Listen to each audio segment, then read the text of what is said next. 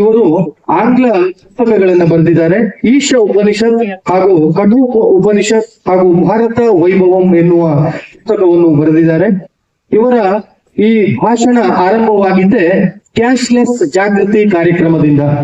ಸ್ವತಃ 2016 ಡಿಸೆಂಬರ್ನಲ್ಲಿ ಮೋದಿಜಿ ಅವರೇ ಇವರ ಸಾಧನೆ ಕಂಡು ಮೆಚ್ಚುಗೆ ವ್ಯಕ್ತಪಡಿಸಿದಾಗ ದೇಶಕ್ಕೆ ಪರಿಚಿತರಾದರು.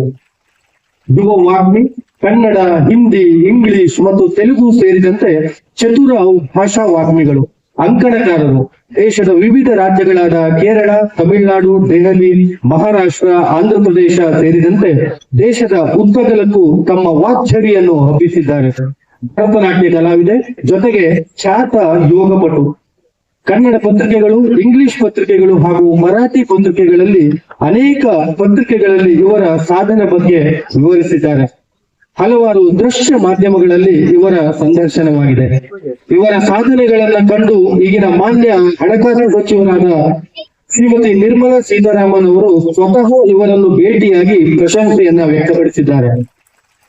ಇವರಿಗೆ ನೀಡಲಾಗಿರುವ ಬಿರುದುಗಳು: ಧರ್ಮ ಸಂಸ್ಕೃತಿ ಪ್ರಸಾರಿಣಿ ಪ್ರಶಸ್ತಿ, ದಿಶಾ ಭಾರತ ವತಿಯಿಂದ 2024-25ನೇ ಸಾಲಿನ ಯುವ ಪ್ರೇರಣಾ ಪ್ರಶಸ್ತಿ, ಮಹಾರಾಷ್ಟ್ರ ರಾಜ್ಯದ ಶಿವ ಬಸವೇಶ್ವರ ವಿರಕ್ತ ಮಠದ ವತಿಯಿಂದ 2026ನೇ ಸಾಲಿನ ಶ್ರೀ ಶಿವಬಸವ ರತ್ನ ಪ್ರಶಸ್ತಿ, ಬೃಹತ್ ಬೆಂಗಳೂರು ಮಹಾನಗರ ಪಾಲಿಕೆ ವತಿಯಿಂದ 2023 ಸಾಲಿನ ನಾಡಪ್ರಭು ಕೆಂಪೇಗೌಡ ಪ್ರಶಸ್ತಿ, ಅಖಿಲ ಕರ್ನಾಟಕ ಮಾಜಿ ಸೈನಿಕರ ಸಂಘದ ವತಿಯಿಂದ ಫೀಲ್ಡ್ ಮಾರ್ಷಲ್ KM ಕಾರ್ಯಪ್ಪ ಪ್ರಶಸ್ತಿ, ಯುವ ನಕ್ಷತ್ರ ಪ್ರಶಸ್ತಿ, ವರ್ತೂರು ಶ್ರೀ ಪ್ರಶಸ್ತಿ, ವಾಯ್ಸ್ ಆಫ್ ನೇಷನ್ ವತಿಯಿಂದ ಯುವ ರತ್ನ ಪ್ರಶಸ್ತಿ, ರೋಟರಿ ಕ್ಲಬ್ ಮೈಸೂರು ವತಿಯಿಂದ 2022ನೇ ಸಾಲಿನ ರೋಟರಿ ಕನ್ನಡ ರಾಜ್ಯೋತ್ಸವ ಪ್ರಶಸ್ತಿ, ಹಾಗೆಯೇ ರೋಟರಿ ಕ್ಲಬ್ ಬೆಂಗಳೂರು ವತಿಯಿಂದ 2024-25ನೇ ಸಾಲಿನ ರೋಟರಿ ಯುವ ಸಾಧಕರ ಪ್ರಶಸ್ತಿ, ಹೀಗೆ ಹಲವಾರು ಪ್ರಶಸ್ತಿಗಳನ್ನು ಪಡೆದಂತ ಈ ಯುವ ವಾಗ್ಮಿಗೆ ನಮ್ಮ ಈ ಹೊನ್ನಾವರ ಮಂಡಲದ ವತಿಯಿಂದ ಕಿರು ಗೌರವ ಸಮರ್ಪಣೆ. ಇದನ್ನ ಶ್ರೀಮತಿ ಕೊಣಾರ ಮಂಡಲ ಇದರ ವತಿಯಿಂದ ಶ್ರೀಮತಿ ರಾಜೇಶ್ವರಿ ಗುರುಮೂರ್ತಿ ಹೆಬ್ಬಾಳು ಹಾಗೂ ವೇದಿಕೆಯಲ್ಲಿರುವ ಗಣ್ಯರು ಶಾಲು ಹೊದಿಸಿ ಸನ್ಮಾನಿಸಬೇಕಾಗಿ ಕೇಳಿಕೊಳ್ಳುತ್ತೇವೆ.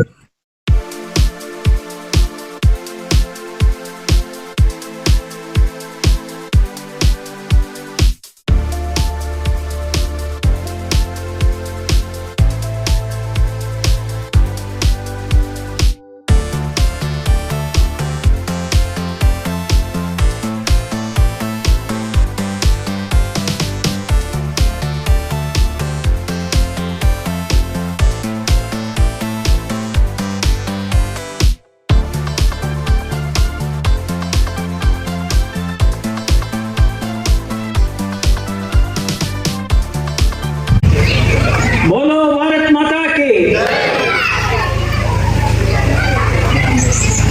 ಪರಾಭವ ನಾಮ ಸಂವತ್ಸರದ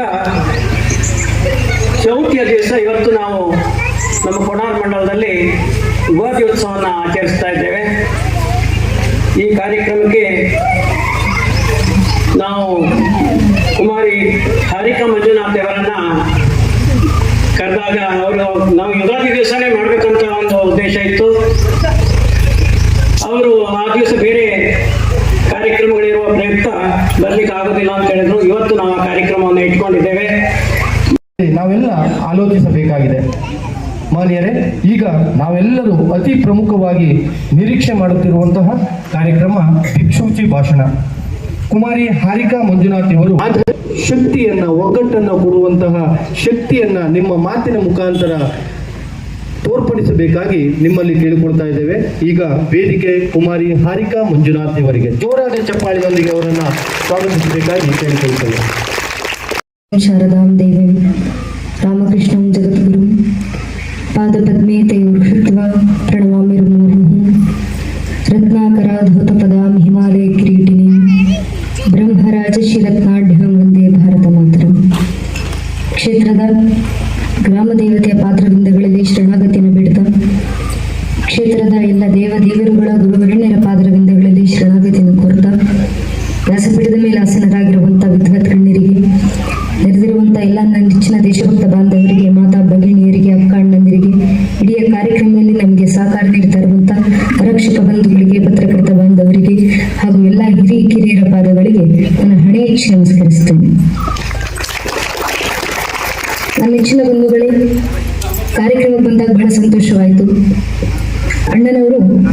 ಈಗ ತಾನೇ ಅದ್ಭುತವಾದ ವಿಚಾರವನ್ನು ತಿಳಿಸಿದ್ದಾರೆ.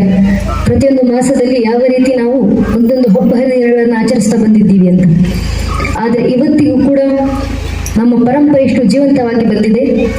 ನಮ್ಮ ಸಂಸ್ಕೃತಿ ಆಚರಣೆಗಳನ್ನು ಆಚರಿಸಲಿಕ್ಕೆ ಇಷ್ಟು ಜನ ಹಿಂದೂ ಬಾಂಧವರು ಸಂಘಟಿತರಾಗಿ ಕೂಡ್ತೀವಿ. ನಮ್ಮೆಲ್ಲರ ಬಾಯಿಂದ ಪ್ರಭು ಶ್ರೀರಾಮಚಂದ್ರಗೆ ಜಯಘೋಷಗಳು ಬರುತ್ತಿದ್ದಾವೆ. ನಮ್ಮ ಹೆಗಲ ಮೇಲೊಂದೊಂದು ಕೇಸರಿ ಶಾಲ್ಗಳಿದ್ದಾವೆ.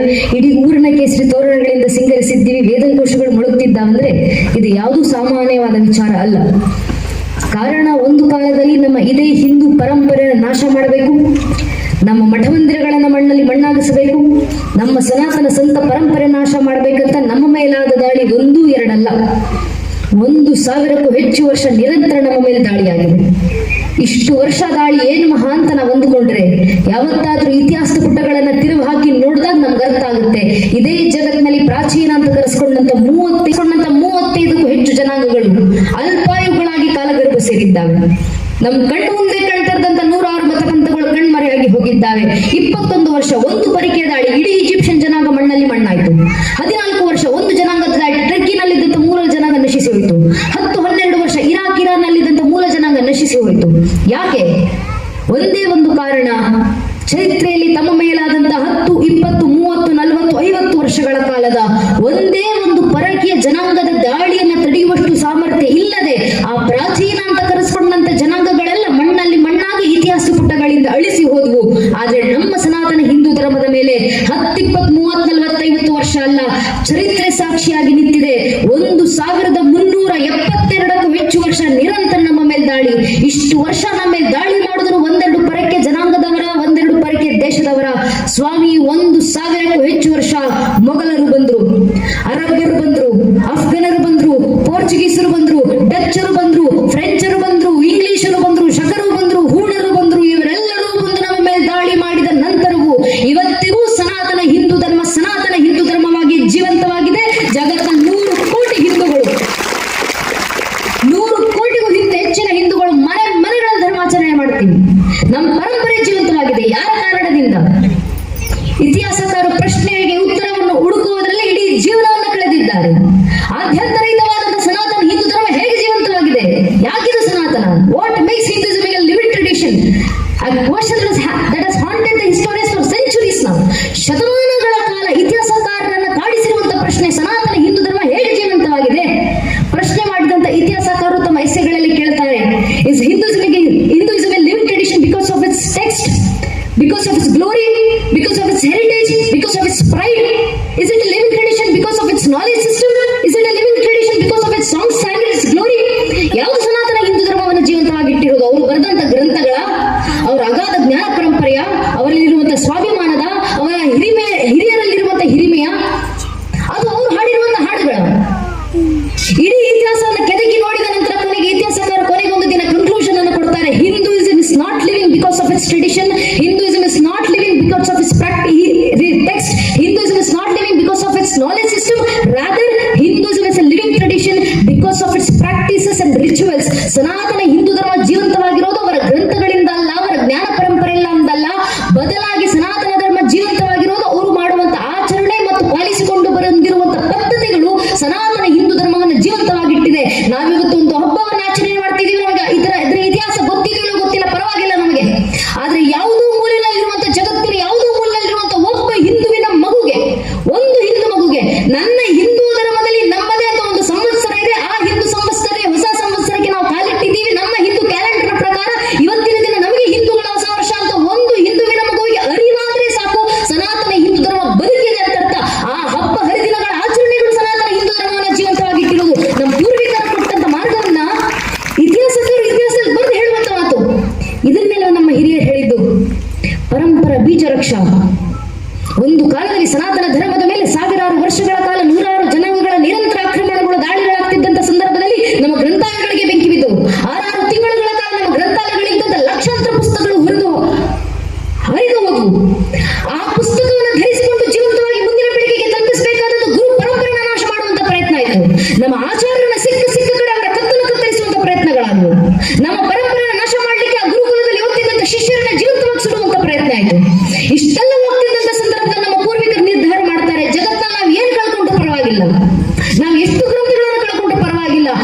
ಗ್ರಂಥಗಳಿಗೆ ಮೂಲಾಧಾರವಾಗಿರುವಂತಹ ಪರಂಪರೆಯ ಬೀಜ ವೃಕ್ಷವಾದರೆ ಸಾಕು. ನಮ್ಮ ಪೂರ್ವಿಕರು ಯೋಚನೆ ಮಾಡ್ತಾರೆ, ಒಂದು ವೃಕ್ಷವನ್ನು ಕಾಪಾಡಬೇಕು, ಸನಾತನ ಧರ್ಮ ಗಾಢ ಆಳದ ಮರದ ವೃಕ್ಷ, ಇಡೀ ವೃಕ್ಷವನ್ನು ಕಾಪಾಡಲಿಕ್ಕೆ ಆಗಲಿಲ್ಲ, ಪರವಾಗಿಲ್ಲ, ಆ ವೃಕ್ಷಕ್ಕೆ ಸಂಬಂಧಿಸಿದಂತೆ ಅದನ್ನ ಮಾಡಿ. ನಮ್ಮ ಪೂರ್ವಿಕರಾಗ ಮಾಡಿದ್ದೇನು?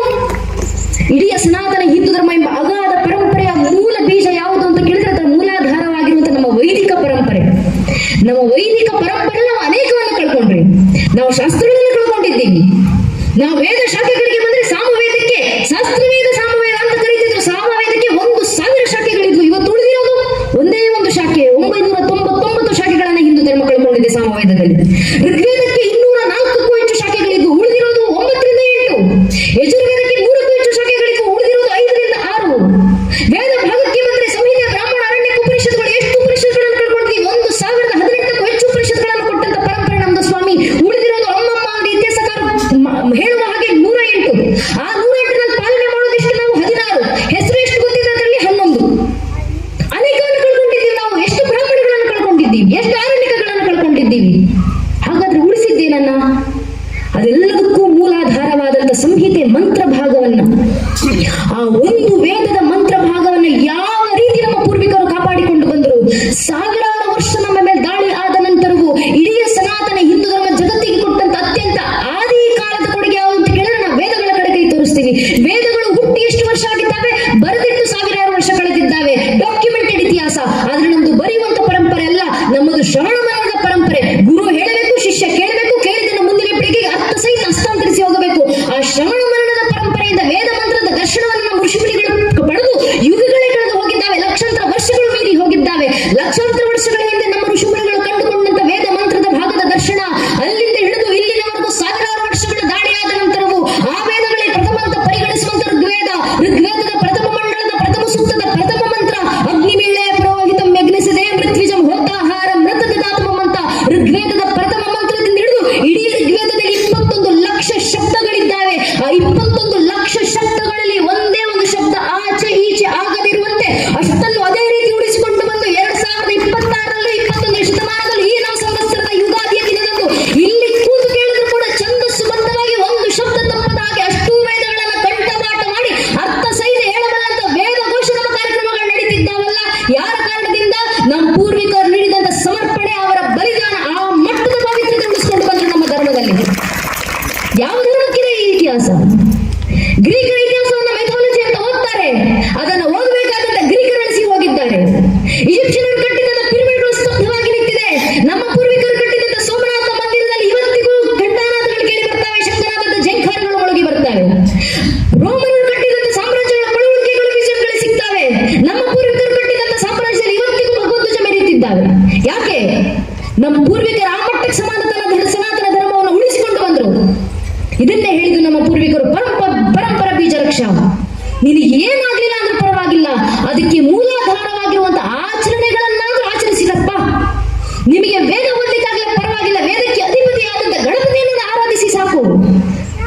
ಗಣೇಶೋತ್ಸವಕ್ಕೆ ಭಾಗಿಯಾಗಿ ಸಾಕು. ನೀವು ಸಂವತ್ಸರದ ಇಡೀ ಪಂಚಾಂಗವನ್ನು ಓದಲಿಕ್ಕೆ ನಿಮಗೆ ಬರೋದಿಲ್ಲ ಪರವಾಗಿಲ್ಲ, ಯುಗಾದಿ ಉತ್ಸವ ಮಾಡ್ತಿದ್ದೀವಿ ಅಂದ್ರೆ ಕಾರ್ಯಕ್ರಮದಲ್ಲಿ ಒಂದು ಹಾಜರಾಗಿ ಸಾಕು. ಹಬ್ಬ ಹರಿದಿನಗಳು ಸಾಕು ನಮ್ಮ ಪರಂಪರೆ ರಕ್ಷಣೆ ಮಾಡಿಕೊಡ್ಲಿಕ್ಕೆ. ನಮ್ಮ ಕೈಲಾಗುವಂತ ಸಣ್ಣ ಪುಟ್ಟ ಕೆಲಸ ಅದು ಧರ್ಮ ರಕ್ಷಣೆಗೆ. ಇಷ್ಟು ಶತಮಾನಗಳ ಕಾಲ ಶಾಸ್ತ್ರಾರು ಸಮರ್ಪಣೆಗಳನ್ನು ನೀಡಿ ನಮ್ಮ ಪೂರ್ವಿಕರು ಸನಾತನ ಧರ್ಮ ಉಳಿಸಿಕೊಂಡು ಬಂದು ನಮ್ಮ ಕೈಗೆ ತಲುಪಿಸಿದ್ದಾರೆ. ನಮ್ಮ ಕೈಲಿರುವಂತ ಈ ಧರ್ಮ ಉಳಿಸಿ ಮುಂದಿನ ಪೀಳಿಗೆಗೆ ತಲುಪಿಸಬೇಕಾಗಿರುವುದು ನಮ್ಮ ಜವಾಬ್ದಾರಿ. ಈಗ ಪ್ರಶ್ನೆ ಬರೋದು, ನಾವು ಹೇಗೆ ಧರ್ಮ ರಕ್ಷಣೆ ಮಾಡಬೇಕು? ನಾವು ಹೇಗೆ ಈ ಪರಂಪರೆ ಆಚರಣೆಗಳನ್ನ ಜೀವಂತವಾಗಿಡಬೇಕು? ಪ್ರಶ್ನೆಗೆ ಉತ್ತರವನ್ನ ಯುಗಗಳ ಹಿಂದೆ ಕುರುಕ್ಷೇತ್ರದ ರಣರಂಗದಲ್ಲಿ ನಿಂತು ಭಗವದ್ಗೀತೆ 4ನೇ ಅಧ್ಯಾಯದ 7ನೇ ಶ್ಲೋಕದಲ್ಲಿ ಶ್ರೀಕೃಷ್ಣ ಪರಮಾತ್ಮ ಅರ್ಜುನನ ಮೂಲಕ ಇಡೀ ಹಿಂದೂ ಸಮಾಜಕ್ಕೆ ಮಾರ್ಗದರ್ಶನ ಕೊಡ್ತಾರೆ. ಯದಾ ಯದಾ ಈ ಧರ್ಮಸ್ಯ ಗ್ಲಾನಿರ್ಭವತಿ ಭಾರತಃ ಅಭ್ಯುತ್ಥಾನಂ ಧರ್ಮಸ್ಯ ದದಾತ್ಮಾನುಜಾಮ್ಯಂ ಪರಿತ್ರಾಣಾಯ ಸಾಧುನ ವಿನಾಶ ದುಷ್ಕೃತ ಧರ್ಮ ಸಂಸ್ಥಾಪನಾರ್ಥಾಯ ಸಂಭವಾಮಿ ಯುಗೆ ಯುಗೆ. ಯುಗ ಯುಗಕ್ಕೂ ಧರ್ಮ ರಕ್ಷಣೆಗೆ ನಾನೇ ಅವತರಿಸಿ ಬರ್ತೀನಿ. ಆದ್ರೆ ಕಲಿಯುಗದಲ್ಲಿ ಧರ್ಮ ರಕ್ಷಣೆಗೆ ಯಾವ ಅವತಾರ? ಕೃಷ್ಣ ಪರಮಾತ್ಮ ಹೇಳ್ತಾರೆ, ಕಲಿಯುಗದ ಅಂತ್ಯದಲ್ಲಿ ಕಲಿಕೆ ಅವತಾರ. ಆದ್ರೆ ಕಲಿಯುಗ ನಡೀತಾ ಇರಬೇಕಾದ್ರೆ ಕಲಿಯುಗದೊಳಗೆ ದೇಶ ಧರ್ಮ ರಕ್ಷಣೆಗಿರೋದು ಒಂದೇ ಒಂದು ಅವತಾರ, ಅದು ಸಂಘೇ ಶಕ್ತಿ ಕಲಿಯುಗೆ. ಸಂಘಟಿತ ಬಲದಿಂದ ಮಾತ್ರ ಕಲಿಯುಗದಲ್ಲಿ ಧರ್ಮ ರಕ್ಷಣೆ ಆಗ್ಲಿಕ್ಕೆ ಸಾಧ್ಯ. ಸಂಘಟಿತರಾಗಿ ಬನ್ನಿ ಹಿಂದೂ ಸಮಾಜ. ಕೃಷ್ಣ ಪರಮಾತ್ಮ ಕೊಟ್ಟಂತ ಕರೆ. ಆದ್ರೆ ನಮ್ಮ ದೌರ್ಭಾಗ್ಯ ಹೇಳ್ಕೊಳ್ಳಿಕ್ಕಿದ್ದೀವಿ. ಜಗತ್ನಲ್ಲಿ 100 ಕೋಟಿಗೂ ಹೆಚ್ಚು ಹಿಂದೂಗಳ ಜನಸಂಖ್ಯೆ. ಆದ್ರೆ ಅದ್ರಲ್ಲಿ ಒಬ್ಬ ಹಿಂದುವಿನ ಮುಂದೆ ನಿಂತಿವತ್ತು. ನೀನ್ ಯಾರಪ್ಪ? ನೀನ್ ಯಾವ ಸಮಾಜಕ್ಕೆ ಸೇರಿದವನು? ನಿನ್ನ ಪರಿಚಯ ಏನು ಅಂತ ಕೇಳಿದ್ರೆ ಹಿಂದುವಿನ ಬಾಯಿನಲ್ಲಿ ಧರ್ಮದ ಹೆಸರು ಬರೋಕ್ಕೂ ಮುಂಚೆ ಜಾತಿ ಹೆಸರು ಬಂದಿರುತ್ತೆ. ಒಬ್ಬ ಹಿಂದೂ ಆಗೋಕ್ ಮುಂಚೆ ಒಬ್ಬ ಹಿಂದೂ ಬ್ರಾಹ್ಮಣ ಆಗ್ತಾರೆ, ಒಬ್ಬ ಹಿಂದೂ ಲಿಂಗಾಯತರಾಗ್ತಾರೆ, ಒಬ್ಬ ಹಿಂದೂ ಕುರುಬರಾಗ್ತಾರೆ, ಒಬ್ಬ ಹಿಂದೂ ಗೌಡ್ರಾಗ್ತಾರೆ, ಒಬ್ಬ ಹಿಂದೂ ನಾಯಕ್, ಒಬ್ಬ ಹಿಂದೂ SC, ಒಬ್ಬ ಹಿಂದೂ ST, ಒಬ್ಬ ಹಿಂದೂ ಶೆಟ್ಟಿ, ಒಬ್ಬ ಹಿಂದೂ ಪೂಜಾರ್, ಒಬ್ಬ ಹಿಂದೂ ಮರಾಠ, ಒಬ್ಬ ಹಿಂದೂ ಬನಿಯಾ, ಒಬ್ಬ ಹಿಂದೂ ಜಾಟ್, ಒಬ್ಬ ಹಿಂದೂ ಮಹಾರ್, ಒಬ್ಬ ಹಿಂದೂ ರಾಜ್ಪೂತ್. ಹಿಂದೂ ಆಗೋದು ಯಾವಾಗ? ನಾವು ಹಿಂದೂಗಳ ಅರ್ಥ ಮಾಡ್ಕೊಳ್ಬೇಕು. ನಮ್ಮ ಜಾತಿ ಯಾವುದೇ ಇರಲಿ, ಆ ಜಾತಿಗಳ ಮೇಲೆ ನಾವಿಟ್ಟಿರುವಂತ ಜಾತಿ ಪ್ರೇಮ ಎಷ್ಟೇ ವಿಶಾಲವಾಗಿರ್ಲಿ, ನಮ್ಮ ಜಾತಿ ನಮ್ಮ ಮನೆಯ ದೇವ್ರ ಕೋಣೆ ಒಳಗೆ ಸೀಮಿತವಾಗಿರಬೇಕು. ನಮ್ಮ ರಾಜಕೀಯ ಆಸಕ್ತಿ ಯಾವುದೇ ಇರಲಿ, ನೀವ್ ಯಾವ ರಾಜಕೀಯ ಪಕ್ಷಕ್ಕೆ ಬೇಕಾದ್ರೂ ಕೆಲಸ ಮಾಡ್ಕೊಳ್ಳಿ, ನಿಮ್ಮನ್ನ ನೀವು ಯಾವ ರಾಜಕೀಯ ಪಕ್ಷದ ಕಾರ್ಯಕರ್ತ ಅಂತ ಬೇಕಾದ್ರೂ ಹೇಳ್ಕೊಂಡು ತಿರುಗಾಡಿ, ಆದ್ರೆ ನಮ್ಮ ರಾಜಕೀಯ ಆಸಕ್ತಿ ನಮ್ಮ ಮನೆ ಬಾಗಿಲಿನ ಒಳಗೆ ಸೀಮಿತವಾಗಿರಬೇಕು.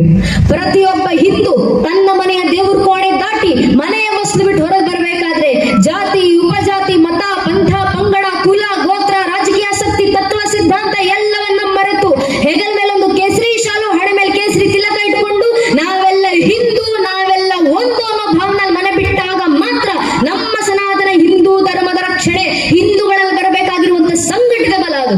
ಆ ಸಂಘಟಿತ ಬಲ ಒಮ್ಮೆ ಹಿಂದೂ ಸಮಾಜದಲ್ಲಿ ಬಂತು, ಜಗತ್ನಲ್ಲಿ ಎಂತೆಂತ ಬದಲಾವಣೆಗಳು ತರಬಹುದು ನಾವು.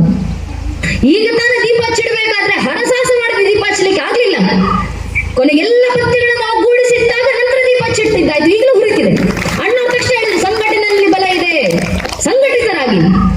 ಇದನ್ನೆಲ್ಲ ನಮ್ಮ ಪೂರ್ವಿಕರು ಹೇಳಿದ್ದು. कंधों से बड़ी कोई छाती नहीं होती, धर्म से बड़ी कोई जाति नहीं होती, दिया ही ना रहा तो बाती का क्या करोगे, धर्म ही ना रहा तो जाति का क्या करोगे. ದೀಪವೇ ಉಳಿಲಿಲ್ಲ ಅಂದ ಮೇಲೆ ಬತ್ತಿ ಇಟ್ಕೊಂಡು ಏನ್ ಮಾಡ್ತೀರಾ? ಧರ್ಮವೇ ಉಳಿಲಿಲ್ಲ ಅಂದ ಮೇಲೆ ಜಾತಿ ಇಟ್ಕೊಂಡು ಏನ್ ಮಾಡ್ತೀರಾ? ಪೂರ್ವಿಕರು ಮಾಡಿದ ಪ್ರಶ್ನೆ. ಇದನ್ನೇ ಹಿರಿಯರು ಹೇಳಿದ್ದು, ಸಂಘಟಿತರಾಗಿ. ಒಮ್ಮೆ ಹಿಂದೂ ಸಮಾಜ ಸಂಘಟಿತರಾಗಲಿ. ಪ್ರತಿಫಲ ಯಾವ ರೀತಿ ಇರುತ್ತೆ? ಕೆಲವು ದಶಕಗಳ ಹಿಂದೆ ನಮ್ಮದೇ ಸಂಘಟನೆ ಹಿರಿಯರು ಸ್ವರ್ಗೀಯ ಪೂಜನೆ ಅಶೋಕ್ ಸಿಂಗಾಜಿ ಅವರು ನಿಂತು ಇದೇ ನೆಲದಿಂದ ಇಡೀ ಹಿಂದೂ ಸಮಾಜಕ್ಕೊಂದು ಕರೆಯನ್ನು ಕೊಟ್ಟಿದ್ರು. रोम रोम में रमे हुए राम के लिए आओ कार सेवको, बनो कार सेवको, गाओ कार सेवको, मिटो कार सेवको. अगर समय पड़े तो अयोध्या में बहती सरयू नदी को अपने लहू से लाल करना पड़े तो डरो ना कार सेवको. ರೋಮದಲ್ಲಿ ರಮಿಸಿರುವಂತ ರಾಮರಿಗೋಸ್ಕರ ಬನ್ನಿ ಕಾರ ಸೇವಕರಾಗಿ ಹಿಂದೂಗಳೇ. ಸಮಯ ಬಂದ್ರೆ ಅಯೋಧ್ಯೆಯಲ್ಲಿ ಹರಿತಿರುವಂತ ಸರಿಯೂ ನದಿಯನ್ನ ನಿಮ್ಮ ರಕ್ತದ ಕಣಗಳಿಂದ ಕೆಂಪಾಗಿಸುವ ಸಂದರ್ಭ ಬಂದ್ರು ಹಿಂಜರಿದಿರಿ ಕಾರ ಸೇವಕರೇ. ಒಂದು ಅಶೋಕ್ ಸಿಂಗಾಜ್ ಅವರ ಕರೆಗೆ ಹೋಗೊಟ್ಟು ನನ್ನ ನಿಮ್ಮ ಹಿರಿಯರು ಲಕ್ಷ ಸಂಖ್ಯೆಯ ಸಂಘಟಿತರಾಗಿ ಬಂದ್ರಲ್ಲ. ಕಾಶ್ಮೀರದಿಂದ ಹಿಡಿದು ಕನ್ಯಾಕುಮಾರಿವರೆಗೂ ಜಾತಿ, ಮತ, ಪಂಥ, ರಾಜಕೀಯ ಆಸಕ್ತಿಗಳೆಲ್ಲ ಭೇದಗಳನ್ನ ತೊರೆದು ಹಿಂದೂ ಧರ್ಮನ ಏಕಛತ್ರ ರಾಮಲಲ್ಲಾ ಮಾಂಗೆ ಮಂದಿರ ವಹಿ ಬನಾಂಗೆ, ಬಚ್ಚಾ ಬಚ್ಚಾ ರಾಮ ಕಾ ಜನ್ಮಭೂಮಿ ಕೆ ಕಾಮ್ ಕಾ ಅಂತ ಶ್ರೀರಾಮಚಂದ್ರಿಗೆ ಜಯಘೋಷಗಳನ್ನು ಹಾಕ್ತಾ ಬಹಳ ಜನ ತಾಯಂದ್ರು ಸೇರಿದ್ದೀರಾ. ತಾಯಂದ್ರು ನೆನ್ಪಿಟ್ಕೊಳ್ಬೇಕು, ರಾಮ ಮಂದಿರದ ಕಾರ್ಯಸೇವೆ ಸಾಕಾರಗೊಂಡಿದೆ ಅಂದ್ರೆ ಅದಕ್ಕೆ ಪ್ರಮುಖ ಕಾರಣ ನಮ್ಮ ತಾಯಂದಿರು. ಕಾರಣ ಅಂದು ಅಯೋಧ್ಯ ಜನ್ಮಭೂಮಿನಲ್ಲಿ ಕಾರ್ಯಸೇವೆಗೆ ನಿಂತಿದ್ದಂತ 3.5 ಲಕ್ಷ ಜನ ಹಿಂದೂ ಕಾರ್ಯಸೇವಕರಲ್ಲಿ 36,000 ಜನ ತಾಯಂದ್ರು ಹೆಣ್ಣು ಮಕ್ಕಳು ಮುಂದೆ ನಿಂತು ರಾಮರಿಗೋಸ್ಕರ ಶ್ರಮಿಸಿದ್ರು. ಮುಂದೆ ಮಾತಾ ಉಮಾ ಭಾರತಿ, ಕಾವಿತೊಟ್ಟ ಮಾತಾ ರಿತಂಬರಿ, ಜೊತೆಗೆ 36,000 ಜನ ತಾಯಂದ್ರು ಕೈ ಹಿಡಿದು ಮಾನವ ಸರಪಳಿಗಳನ್ನ ಮಾಡಿ ರಾಮರಿಗೆ ಜಯಘೋಷಗಳನ್ನು ಹಾಡ್ತಾ, ಗಾನಗಳನ್ನು ಹಾಡ್ತಾ, ನಾಮಸ್ಮರಣೆಗಳನ್ನ ಮಾಡ್ತಾ, ಸಂಕೀರ್ತನೆಗಳನ್ನು ಹಾಡ್ತಾ, ಕಂಕರ್ ಕಂಕರ್ ಶಂಕರ್ ಜಿಸ್ಕಾ ಪ್ರಾಣ ಪ್ರಾಣವೇ ಗೀತಾ है, जीवन की धड़कन रामायण बब्बर बनी पुनीता है, यदि राम नहीं है तो श्वासों में जीवन का घट रीता है, नरना है श्री पुरुषोत्तम का, हम मंदिर भव्य बनाएंगे, सौगंध राम की खाते हम मंदिर वही बनाएंगे ಅಂತ ನಮ್ಮ ತಾಯಂದ್ರು ಹಾಡ್ತಾ ಕಾರ್ಯಸೇವೆ ಸಲ್ಲಿಸಿದ್ರಲ್ಲ. ಆ 36,000 ಜನ ತಾಯಂದ್ರ ರಾಮ ಭಕ್ತಿ, 3.5 ಲಕ್ಷ ಜನ ಹಿಂದೂ ಕಾರ್ಯಸೇವಕರ ಹರ್ಮ ಶಕ್ತಿ, ಆ ಹಿಂದೂ ಸಮಾಜದ ಒಮ್ಮೆ ಸಂಘಟಿತರಾಗಿ ಬಂದಂತ ಪ್ರವಾಹದ ಸ್ವರೂಪ. ಪ್ರತಿಫಲ 500 ವರ್ಷಗಳ ಹೋರಾಟದ ನಂತರ, 78ಕ್ಕೂ ಹೆಚ್ಚು ಮಹಾಕದನಗಳ ನಂತರ, 3.5 ಲಕ್ಷ ಜನ ಹಿಂದೂ ಕಾರ್ಯಸೇವಕರ ಬಲಿದಾನಗಳ ನಂತರ ಇಂದು ಸಾಗಿರುವಂತ ಶತಮಾನಗಳ ಕನಸು ನಮ್ಮ ಅಯೋಧ್ಯ ರಾಮಲಲ್ಲನ ರಾಮ ಮಂದಿರ. ಇವತ್ತು ಅಖಂಡ ರಾಮ ಮಂದಿರದ ಮೇಲೆ ಧರ್ಮಧ್ವಜ ಹಾರಾಡ್ತಿರೋದನ್ನ ಕಣ್ಣು ತುಂಬಿಸಿಕೊಳ್ಳೋ ಕಾಲಘಟ್ಟ ನಮ್ಮ ತಲೆಮಾರು ಬದುಕ್ತಿದೆ. ಯಾರ ಕಾರಣದಿಂದ? ನಮ್ಮ ಪೂರ್ವಿಕರ ಸಂಘಟಿತ ಬಲದ ಶ್ರಮ. ಈಗ ಹಿಂದೂ ಸಮಾಜ ರಾಮ ಮಂದಿರ ಕಟ್ಟಿದ್ದಾಯ್ತಲ್ಲ, ಧರ್ಮದ ಕೆಲಸ ಮುಗಿತಲ್ವ ಅಂತ ಸುಮ್ಮನಾಗೋದಲ್ಲ. ಆಗಿರೋದು ಅಯೋಧ್ಯೆಯಲ್ಲಿ ರಾಮ ಮಂದಿರದ ನಿರ್ಮಾಣ. ಮುಂದೆ ಸಂಘಟನೆ ಹಿರಿಯರು ಕರೆ ಕೊಟ್ಟಿದ್ದಾರೆ. ಭಾರತ್ ಕ ಪ್ರತ್ಯೇಕ ಘರ್ ಅಯೋಧ್ಯ ಬನಾಯಂಗೆ. ಅಯೋಧ್ಯೆಯಲ್ಲಿ ರಾಮ ಮಂದಿರ ನಿರ್ಮಿಸಿದ್ದಾಯ್ತು, ಮುಂದೆ ಭಾರತದ ಮನೆಗಳನ್ನು ಅಯೋಧ್ಯೆಯನ್ನಾಗಿಸುವುದು ನಮ್ಮ ಮುಂದಿನ ಸಂಕಲ್ಪ. ಮನೆಗಳ ಅಯೋಧ್ಯೆ ಆಗೋದಂದ್ರೇನು? ಮನೆಯಲ್ಲಿ ಹುಟ್ಟಿ ಬರುವಂತ ಒಂದೊಂದು ಹಿಂದೂ ಮಗು ಪ್ರಭು ಶ್ರೀರಾಮಚಂದ್ರಂತೆ ಹುಟ್ಟಿ ಬರಬೇಕು. ಮನೆಯಲ್ಲಿ ಬೆಳೆಯುವಂತ ಒಬ್ಬೊಬ್ಬ ಹೆಣ್ಣುಮಗಳು ತಾಯಿ ಸೀತಾಮಾತೆ ಆದರ್ಶದಲ್ಲಿ ಬೆಳೆದು ಬರಬೇಕು. ಆಗ ಮನೆಗಳ ಅಯೋಧ್ಯೆ ಆಗ್ತವೆ. ಆದ್ರೆ ಮನೆಗಳಲ್ಲಿ ಪ್ರಭು ಶ್ರೀರಾಮಚಂದ್ರಂತ ಮಕ್ಕಳು ಹುಟ್ಟಿ ಬರಬೇಕಂದ್ರೆ ಮನೆಯಲ್ಲಿರುವಂತ ಒಬ್ಬೊಬ್ಬ ತಾಯಿ ಕೌಶಲ್ಯ ಆದಾಗ ಮಾತ್ರ ಅದು ಸಾಧ್ಯ ಆಗುವುದು. ಆದ್ರಿಂದ ತಾಯಿಂದ್ರು ಜಾಗೃತರಾಗಿ ಮನೆಯ ಮಕ್ಕಳನ್ನು ಜಾಗೃತಗೊಳಿಸಿ, ಮನೆಯ ಮಕ್ಕಳ ಧರ್ಮ ಜಾಗೃತಿ ಮೂಡಿಸಿ. ಯಾವುದರ ಮೂಲಕ? ಧರ್ಮ ಬೋಧನೆಯ ಮೂಲಕ. ಧರ್ಮ ಬೋಧನೆ ಯಾವುದರ ಮೂಲಕ? ಧರ್ಮ ಗ್ರಂಥಗಳ ಮೂಲಕ. ನಮ್ಮ ಪೂರ್ವಿಕರು ಗ್ರಂಥಗಳನ್ನ ಬರೆದಿಟ್ಟು ಹೋಗಿದ್ದೆ ಧರ್ಮ ಜಾಗೃತಿಗೋಸ್ಕರ. ಆಪದ ಕಾಲದ ಬಂದಾಗ ಮತ್ತೊಮ್ಮೆ ಧರ್ಮದ ಪುನಃಪ್ರತಿಷ್ಠಾಪನೆ ಆಗಬೇಕು. ಯಾವುದರಿಂದ ಆಗುತ್ತೆ? ಧರ್ಮ ಗ್ರಂಥಗಳ ಮೂಲಕ ಆಗುತ್ತೆ. ತದ್ವಾರ ಧರ್ಮ ಜಾಗೃತಿ, ಧರ್ಮ ಸಂಘಟನೆ. ಆ ಧರ್ಮ ಗ್ರಂಥಗಳನ್ನು ಮಕ್ಕಳಿಗೆ ಪರಿಚಯ ಮಾಡಿಕೊಡಿ. ಅದರ ರಕ್ಷಣೆಗೆ ಮಾನವರು ಶ್ರಮಿಸೋದು ಬಿಡಿ ಸ್ವಾಮಿ. ಧರೆಗಿಳಿದು ಬಂದಂತ ಭಗವಂತನ ಅವತಾರ ಶ್ರೀಕೃಷ್ಣ ಪರಮಾತ್ಮ ಕುರುಕ್ಷೇತ್ರದ ರಣರಂಗದಲ್ಲಿ ನಿಂತಿದ್ದಾರೆ. ಎದುರಿಗೆ ಭೀಷ್ಮ ಪಿತಾಮಹರು ಶರಾಶಿ ಮೇಲೆ ಮಲಗಿದ್ದಾರೆ. ಇನ್ನು ಕೆಲವು ಸಂದರ್ಭದಲ್ಲಿ ಭೀಷ್ಮ ಪಿತಾಮಹರ ದೇಹತ್ಯಾಗ ಆಗಬೇಕು. ದೃಶ್ಯ ನೋಡಿದ ಕೃಷ್ಣ ಪರಮಾತ್ಮನ ಬಾಯಿಂದ ಬಂದಂತ ಉದ್ಗಾರ ತಸ್ಮಿನ್ ಅಸ್ತಂಗತೆ ಭೀಷ್ಮೇ ಪಾಂಡವಾನಾಂ ದುರಂದರೆ.